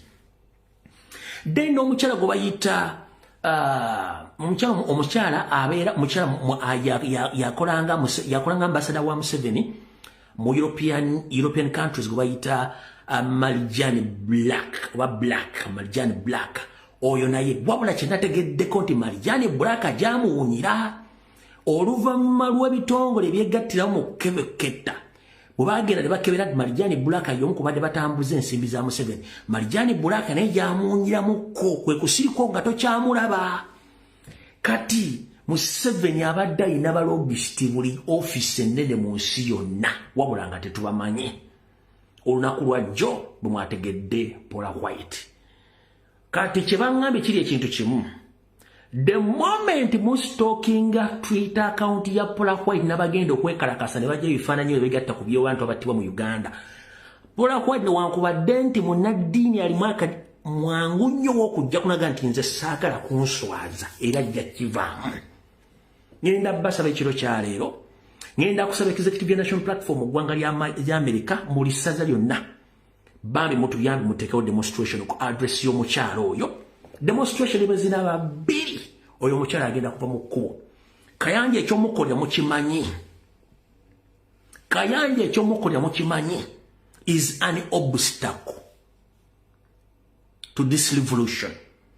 Pastor Kayanja of Lubaga Miracle Center is an obstruction to the revolution of Uganda and his entire family. Jukira Kayanja alina ebizibu byengo omuntu. One, avunaanyizibwa ebintu ebitagendera ku ddiini omuli okuvuga empanka ng'azivuga abaana egyo emisango gibadde mu kkooti ng'akosa state machinery abaana bonna badduka mu ggwanga babanoonya abasigadde bali luzira abaali bakola ki bamuvunaana. Kati egyo emisango gy'okuvuga empanka okukabasanya abaana bato okutambuza amagendo okubba ensimbi okukola emivuyo gyonna alina ogikola ng'akola ki ng'ali ne gavumenti emu kubanga gavumenti weviirako Kayanja abaali mu ngalo za kkooti. Kati yensonga lwaki Kayanja akola ebintu ebyo. So ngenda basala mugende abantu bali mu America twetaaga revolution kino nkiddamu kobere wa NRM. Amanya gange nze lumbi mumanyi sekweka. Byenjogero ojja kwejjusa ng'ofiridde mu kayumba kakoyita mansion Museveni ke yakuwa sente ng'ettaka balitudde kubanga tokimanyi. nchiddamu gowa NRM ali Bungereza ali Canada ali Bungereza ali mu America ali nga Museveni yakuwa sente n'ogula apartment kimanye nti apartment reward oba return ali ettaka liri e Kampala properties ziri e Kampala n'ettaka ly'abajjajjaabo ako kaali kanyeebwa bwe mba mwagala okusigaza ebintu byabwe biri e Uganda nga biri safe tulwanyise nakyemalira aveeko the moment muganda ne muga musife mugenda kubonaabona eno video bajja jijjayo nga lumbuye kenyini mu ddobozi yange mbagamba ebigambo bino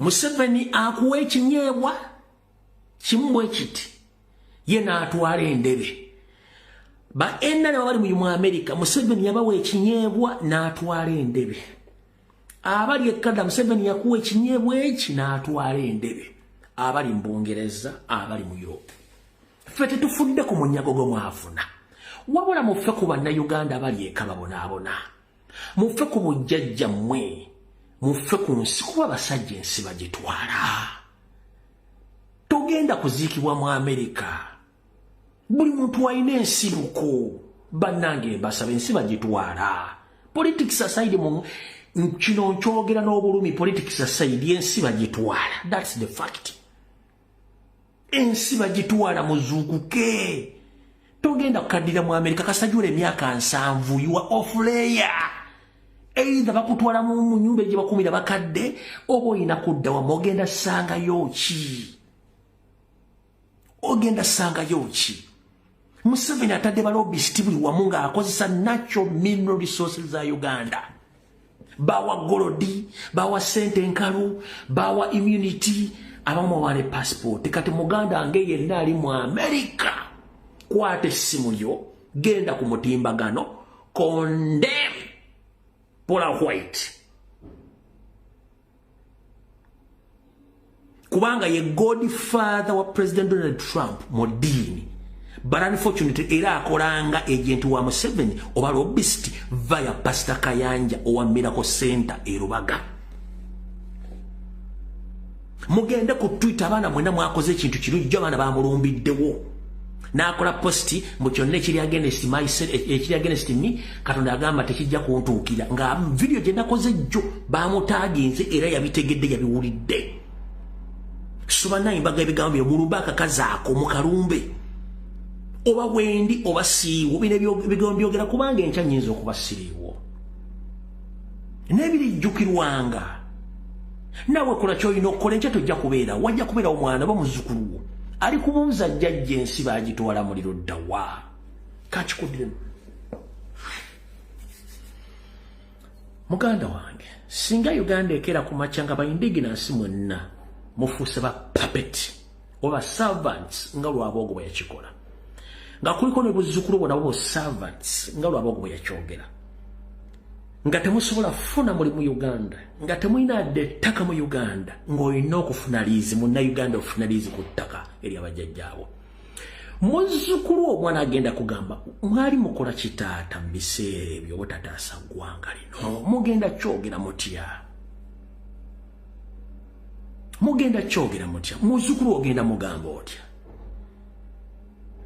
lumi baali boogera bikyamu baali bakola propaganda oba tetwasooka kutegeera naye ng'osaana fuwa matu olyoka otegeere nti ebintu boogera bituufu oba newankubadde abamu mwefuula nti muli basiru ensonga muzimanyi lwakuba ekizibu kyammwe kiri nti mulina akazibu kamu bannayuganda gwe kyotasobola kukola omulala bwakikola ng'onyiiga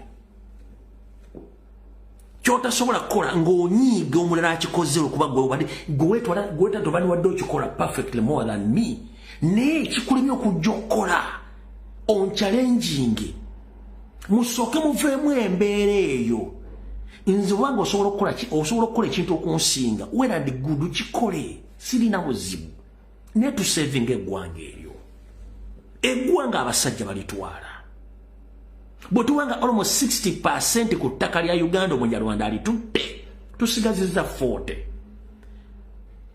ogenda kunyumiza ki abaana bo abasajja basetinga amasomero agasomesa abantu abo agali mu West agali e Tanzania n'agali mu Buganda secretly n'agali mu Busoga nga kusomesa abantu abaana baabwe oli bamuyita Opio naye nga Munyarwanda awedde kati kankulage wano olabona omuvubuka wangudde mbu yakiikirira abaganda mu parliament avubuka abaganda mu parliament oyo bamuyita Sula Begira mbu MP Central oyo Sula oyo muganda oyo yuyo abaganda bonna babajjeemu ne bawo oyo Sula Begira oyo n'agamba nnyo oyo bano bonna baana babana abantu oyo MP ayise mu Buganda oyo muganda Sula Begira wali omuganda gwe bayita Begira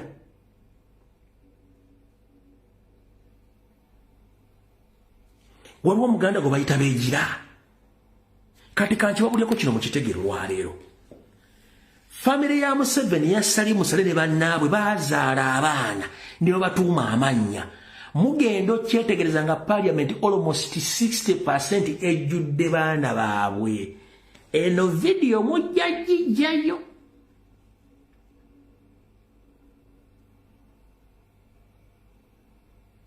nga gwoyita Kibuuka Munyarwanda awedde gwoyita Opio Munyarwanda awedde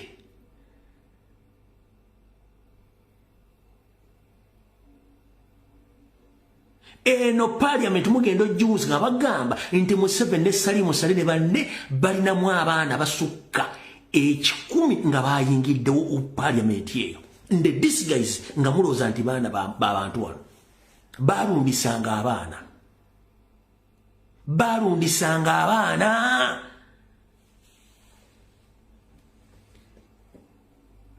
kati 50 year Toastmaster program yatutte kati judicial system bagitutte bataddeyo Chief Justice nga nokwata Bibuli okulayira yagikwasiza mukono mu kyamu n'agiwunzika nogiwunzika kubanga si yasoma mateeka ebyokulayira tabimanyi muganyo tegeera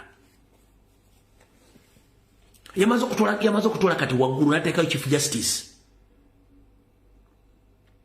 Munyarwanda akwasaganya ebitongole bina Munyarwanda goba document balooya bonna kati abali mu Uganda basinga obungi 60% bonna Banyarwanda lwaki under the 50 year Toastmaster program bagamba ati katumale okusomesa abaana baffe bonna bamale bayingire ebitongole byonna mu myaka 4 omwana bamaze okusoma nga amachuwalinze ne kyakola bemutamanyaabo muli omukalula maaso mubadde mukirowoozangako mu 50 year Toastmaster program bawandika katusomesa abaana weginaawulira emyaka 4 abaana bajja kuba bakuze nga bali special luli twagamba nga tebasoma kati basome balina qualification bayingidde buli sekita goba nkugambye genda onoonyereze ku lawyer gomanyi mu Kampala 60% bonna ba lawyers ne ba top judges bonna Banyarwanda nyamanya balina gakinyankole ga Kiganda abamu balagawa abamu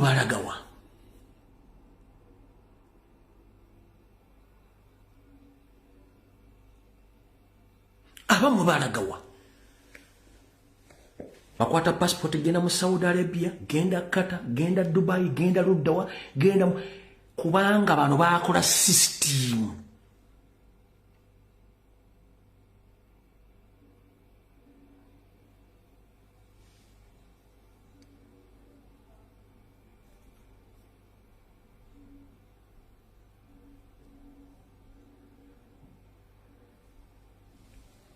kukitegera bakola system bino byenjogera sina gwenzitira ku liiso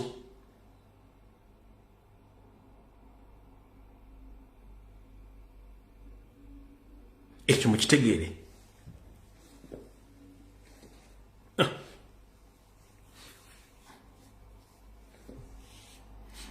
awo tuvuddewo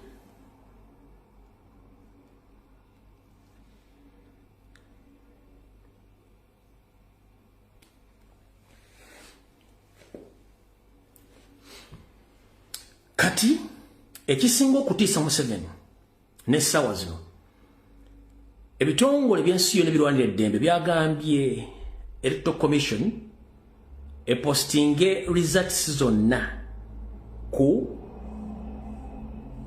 Google ebyava mu kulonda byabakamata birina. International Human Rights Defenders stroke Uganda Constitution coup. Uganda Electoral Commission has refused to publish the January 15th presidential election results in writing under the seal within the constitutional mandated 48 hours. This is not a procedure. It is a constitution to breach the results ready. Bakugambye tebitongole bitulana eddembe mu nsi yonna. Ssemateeka wa Uganda agamba nti bwe bakamala okulangirira omuwanguzi tiyawangudde. Mu ssaawa 48 ayina okuteekayo ebyavudde mu kulonda byonna ebiraga obuwanguzi ba Nyandwe. Tugenda mu wiiki 2 bye bakamata na uploadinga results ziraga kulondebwa kwa Museveni. Ate nga tazirina.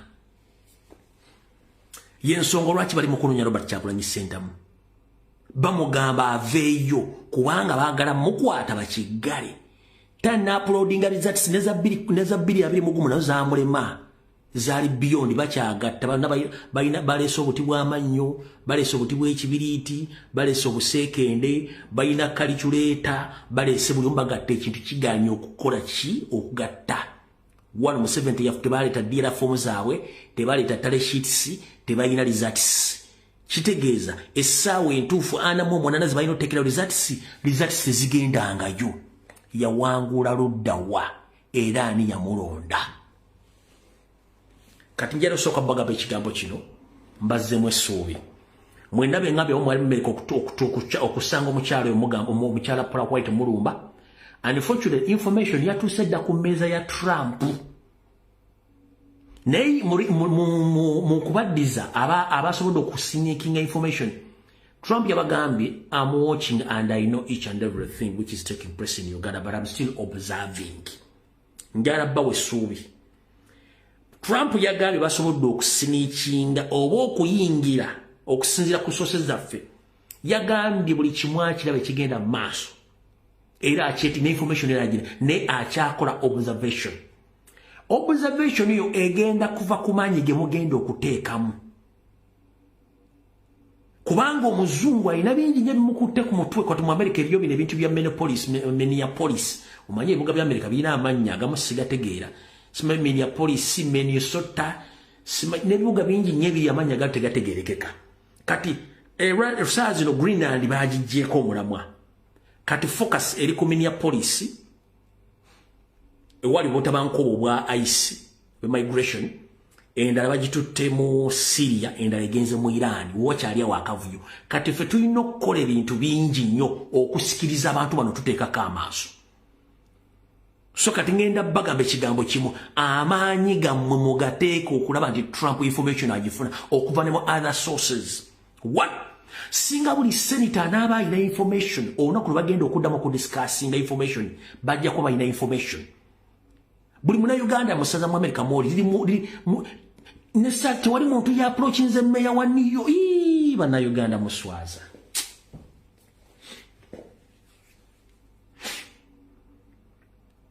Muna Uganda omuzaale omuyindi goba akalonda nga mayi buli kimwe kiri mu tewali bantu bakoze formal approach kulumba musajja oyo muyindi nga yasobola okufuna direct contact ne Trump.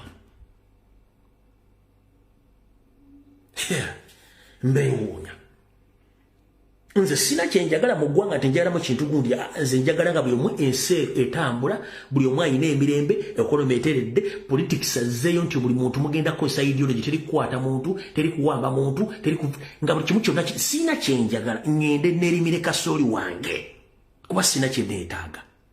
Bino byonna byenkola nkojjokeza mbikola ku lwa ggwanga eryo. Bazzukulu bange balimbuuza jjajja wali okola kyeggwanga lino nga lisaanawo. Ekyo kyo nkijjeewo kubanga it's on record zino video zijja kubeerayo. Abaana bange bwe balimbuuza jjajja wali okola ki, it's in on record nti nze information ngitadde. Abaana booli bagamba ki?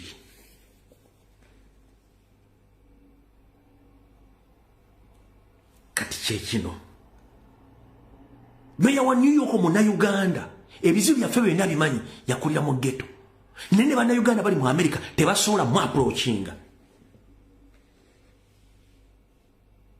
tunna basajja bali maje abali maje muve ko oli mutamivu we gundi ono mutamivu sese yatuli amolukwe muve ko mutamivu temuda muda muwabudde kubanga mutamivu ko ngamba otoli kudala eri kuwa salute nga tosobola kutebolinga issue about the atrocities zigenda maso mu Uganda but you are attending conferences z'abana Uganda simayi mu conference byebitayina magezi njala soka kubuuza n'abantu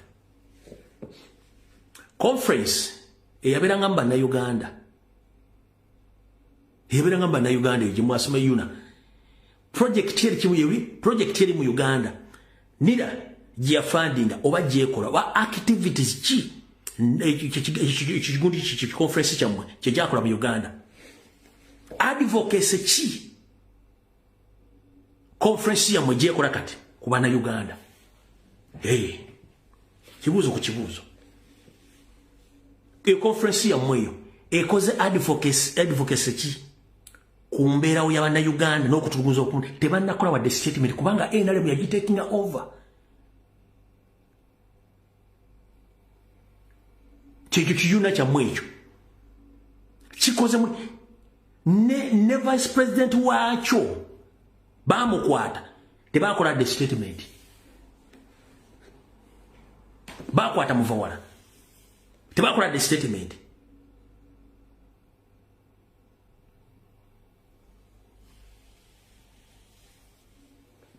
kutegeka kutandika kola ngambo kunywa mwenge kuzina mazina kwambala ngo ikulaga buli muntu nze nanyumi nasinzo kunyuma nakasente nkalira ndi mu America ekikutwala mu America oyinewa mu buvono obuddo America si yajjawo America inabanyinyo ba Red Indians nabo bakendeza mu namba le waliwa madinisa tebakyasula very soon bagenda bakwiwa madinisa oyinewa mmwe ni mujja mu conference olinga akuye suit oba ya $10 nga yeke ekimulese kulaga anti yanyiridde olina jjanga akoze akaviri ng'ekimulese kulaga abantu public nti yakubye akaviri olina ajja mu conference eyo najjanga aparkinze motoka kulaga abantu nti yiye asinge motoka mbanda mu community y'abana Uganda such mentality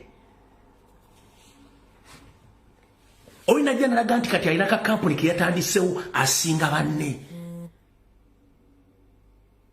eyo gibayita simanyi yuna olina jjanga lyabalaze nti kati yafuna mwaka sente era azimbye w'amaanyi era atambula libwatira mundabi yenza asinga ensogi yambye ki mu kufuuka kyoli mu America enseko ya ogiyambye ki Uganda olina abeera mu magye ga America nga tumumanyi bamukubira ne saluti ng'ali awo ye wajja mu conference ajambadde byamagye n'azimba yenze mundabi amagye kikuyamba ki amajiga America what did it take ayoka influence nebe kaba kaddakiika 5 okuseeking attention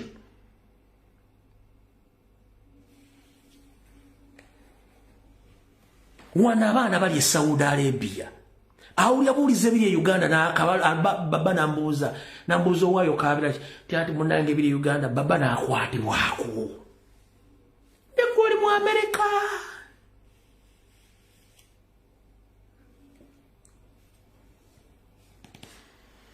kale kati mudakiika 15 ezisigaddeyo nabadde mbasuubiza okubaleetera information ekwata ku omusajja gwe nabategeezezza kampuni ebbagolodi wa Uganda ne property za Museveni ze baasibye zonna ku mwami oyo gwe nabagamba luli gwe bayita wano nesimanyi Father Sekabira bazemu ne bamu remandinga bamumye bail oluvannyuma Museveni okwogera live nti Father Sekabira yali akolaga nekyakulanya kusula gavumenti ye Father bamumye bail naye bulaba akatambi kano bambi okwata kumu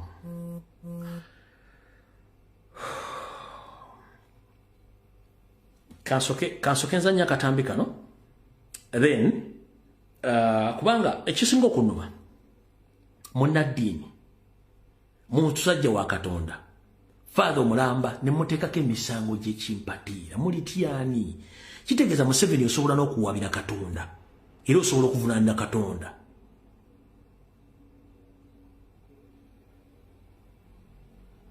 Akatambi kano kankazanyisa eddakiika zimaze zisigaddeyo Mukama n'asonyiwa n'abawa information ya Gorodi ne kansooke nzanye akatambi ka Father Sekabira ng'ali mu kkooti musajja atwatuluka amaziga. Ekifaananyi kyokka sooka okirabe oyo Reverend Father Sekabira ng'ali mu kkooti atuluka amaziga. Some days ago, we had arrested a priest in Masaka because he was involved with Chagulanyi. They wanted me to release him. I said, no, can't release him. Can release him if they tell the truth and they stop. Because that our interest is not to punish. Our interest is that they must stop doing this and never do it again. So therefore, I'm really I want to salute the people of Uganda. It's not just the security forces who are maintaining peace, it is also the people, including the NUP member. Very many of them. We shall maintain peace in Uganda. Now, in the coming Sanja, we shall have two categories of efforts. Category one is supporting the rich, because many Ugandans are now rich. The rich, the Masaja Barabas.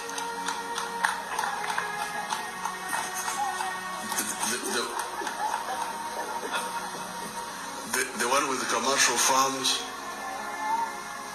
the one with the factories, the ones with hotels, including the foreigners who are coming with factories, those we shall continue supporting them. The owners of the real estate, we shall continue supporting those through UDB, Uganda Development Bank, and other instruments. Now, as we speak, 70% of the homesteads are in the money economy. The Chigongos, those are rich people, the Chigongos, the ones with hotels. The Father Sekabira Masaka Sekabira amusabidde wano mu kisambiro kama amuyambi bamuwambye ogambe bye bamulina kakati tumusabira Father Mukama mukuume nga we yakuuma Daniel ate obwenkanya bulabike Father dde yakola emirimu gye naffe nga bwe twesabira tugambe kitaffe ali mu ggulu erinnya lyo liitiibwe obwakabaka bw'obujje lyagala tukole omusi nga olukolebwa mu ggulu otwemerera era bonna osonyiwa ebibi byaffe kana tolisonyiwa batukola obubi totwala mufunibwa twongera okusaba emirembe mu nsi yattu Uganda. Bannange ffe bafaara tetuli bakyereeta.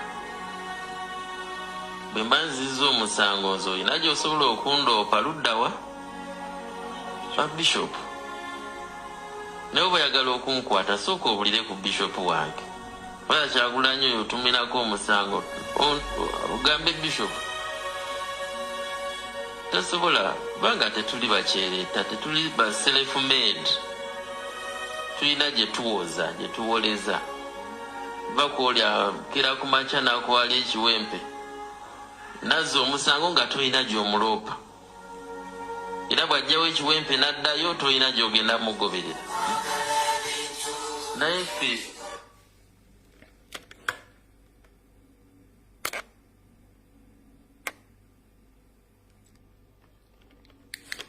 bwatyo message bwebadde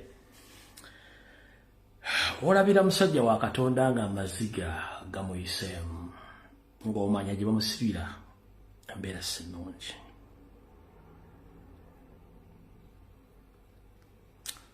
Mwenna abataaliwo era abatasoma byafaayo abantu bangi baakaaba amaziga mu mirembe giri. Amaziga ge baakaabanga tebaamanya baagakaabanga batya. Ekituufu kiri nti ebikolwa byonna ebyakolebwanga gavumenti ziri Museveni yabikolanga era amaziga ge baakaabanga nakati bagiye kumutule mu kukaaba. Ekyenjawulo ekiriwo nti luli tewaali mpuliziganya ya mitimbagano ng'egiriwo olwaliro timulidde information bakitaffe gye bataasobola kufuna. Amaziga abantu ge bakaba mu Uganda mangi nnyo n'okusinga mulowooza. Okutulugunyizibwa kuli mu Uganda abaana b'abantu bali mu bakwata. Gwokimanyi nti waliwo information gye nafunye n'endyano ogita. Bwe bakwata abaana bano babasosa ku poliisi. Banga poliisi y'e Kawempe mu kutulugunya abaana teri abakwatira nsawo. Bakwata omwana w'omuntu e Kawempe ne basooka mukinywiza mu kaduuku lw'omwo omwana ne yeetamwa n'ajulirira okufa. Basamba abaana mu bitundu by'ekyama. Abaana bagenda mu torture chambers gye bajja. Wattu abaana bano basooka bakuba kalifuumu. Abaana bano ne bagwa ne bayiika amadinisa.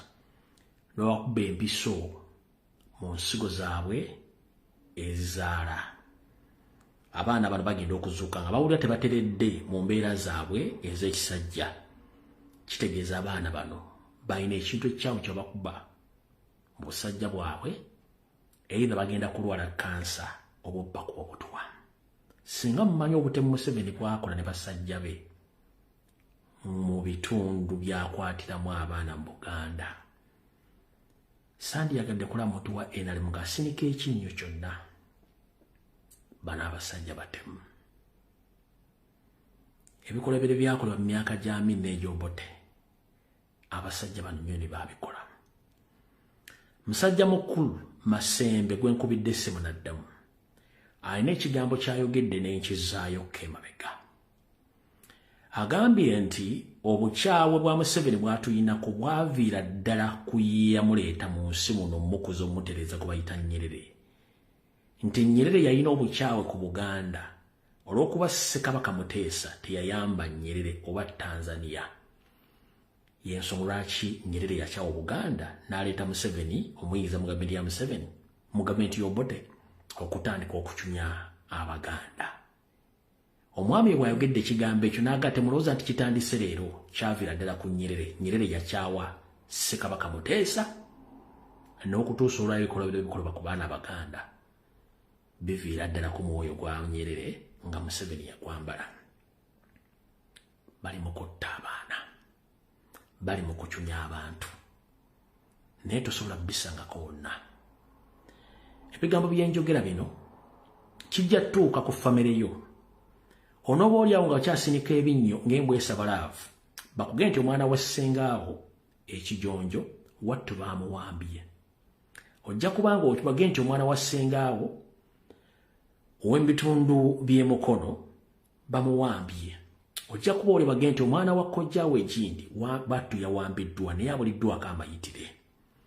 Bagende nti omwana wa ssengaawo yabula taddanga mukola bikumba ali Katebo Salimu Sale gy'alondera Goonya nga bamufuula Mr. Meat nga bamuwa Goonya zimulya. Ebigambo bino byenjogera mujja byewulirirako nga gavumenti evuddeko.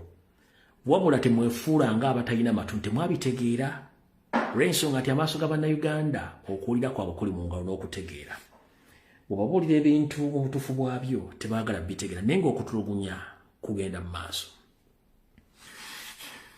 Akatambi k'engendo bazanjira mu kucyankalana okwabaddewo mu Bulumo Kampala mwaviiriddemu ne yeeyita ssentebe wa LC Film Kampala Central Uhuru Kenyatta. Uhuru ng'abba akalulu mwakozesa abaana be tumanyidde ddala. Akatambi kano kaddakiikemu ne seconds 21 kabadde mu byalo bennyini wenkolidde naye nga n'abaana ebasindisa okukola omulimu ogwo. Abaana bano baana bato nnyo bakulidde ku kyalo ekyo. omwana no gwogenda okola mu katambi kano eyakoze okukyankalana kuno kwonna amanya ge bamuyitya Atyang Ligani mwana muto. Atyanga Ligani ono abasinga oyomayinga Ligani Masannyalaze. Mwana nyina yali mukyala Muganda, taata we nga mukyala, taata nga mwami wa Mambukeeyo. Mwana bamuzalira mu Sserwanga. Nze kennyini we nnondera ku polling station A to Z. Yakoze obuvuyo ne banne bonna okukyankalanya okulonda. Naye nga singa omuntu yabadde ali mu mbeera mbi n'akwata ekiso n'amutema oba n'amufumita, kyandibadde kivenda ku leva endala. N'okuba nti Museveni bw'atyo bw'ayagala wa violence. Kibi nnyo. Omwana ono y'ono. Oyogola mu t-shirt eya kyenvu bamuyita Ligani Atyanga. Mwana muto nnyo oyo gw'olaba. Ka video mwakalaba temutegera kadde mu Mengo Parish mu Kampala Central mwenzaalibwa. Oyo gw'omulaba mwana bamuyita Ligani Atyanga. Bamuyita Ligani Masannyalaze yabadde mu kavuyo ako. Oyo gw'olaba. Oyogola mu t-shirt ya yero. Oyo. Mwana muto nnyo. Oyo gw'olaba oyo.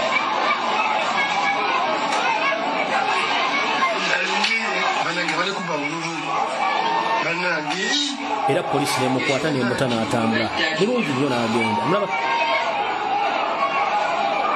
n'agenda mulaba bulungi nnyo.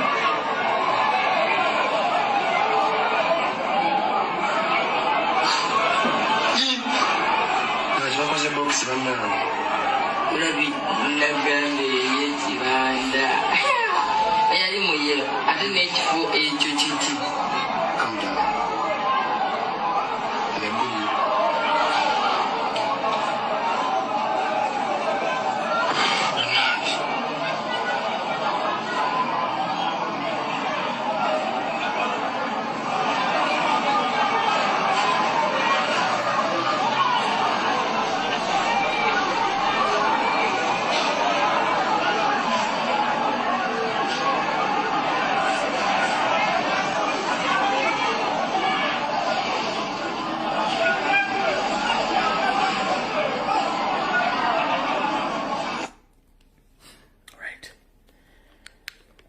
Katambi kano olidde omukulu omwaka alikolezaga nti yoyo kibanda buli mwamutya.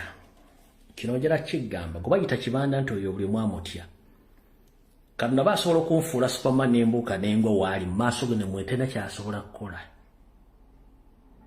Nga sogera ekigambo na kimu ne mugwa bugwe mu maaso essaawa zino waali adduuka misinde kubanga abamumanyi.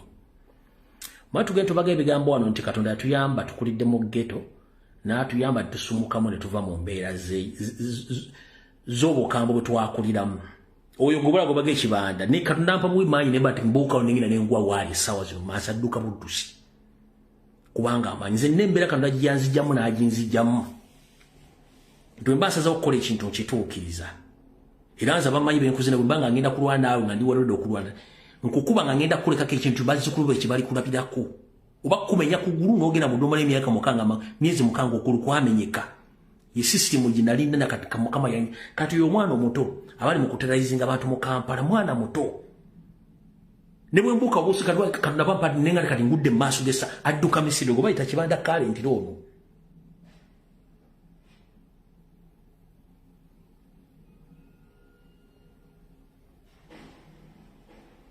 Naye Museveni alina ekintu kyazimba n'ekijja mmulya. Museveni alina ekintu kyazimba n'ekijja mmulya. Kubanga teolaba nze njala kugamba ekigambo kimu. Tewali atanyiiga. Bwe nalabanga firimu za Yesu olumu nga Yesu agenze mu ssinzizo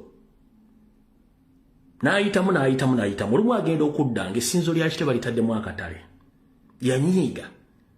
N'alwanyisa buli muntu yenna yali aleesemu ebiremu okutundiramu ekkanisa kitaawe gifuula akatale.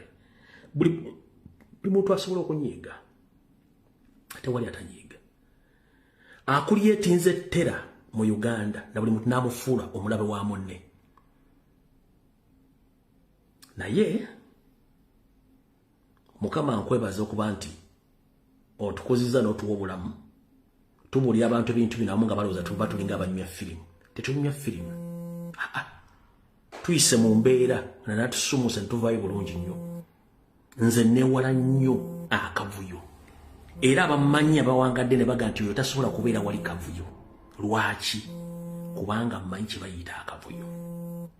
Abammanyi baga nti oyo saagala kwereeta wantu wonna wali kavuyo kuba mmanyi kye kitegeeza wali akavuyo.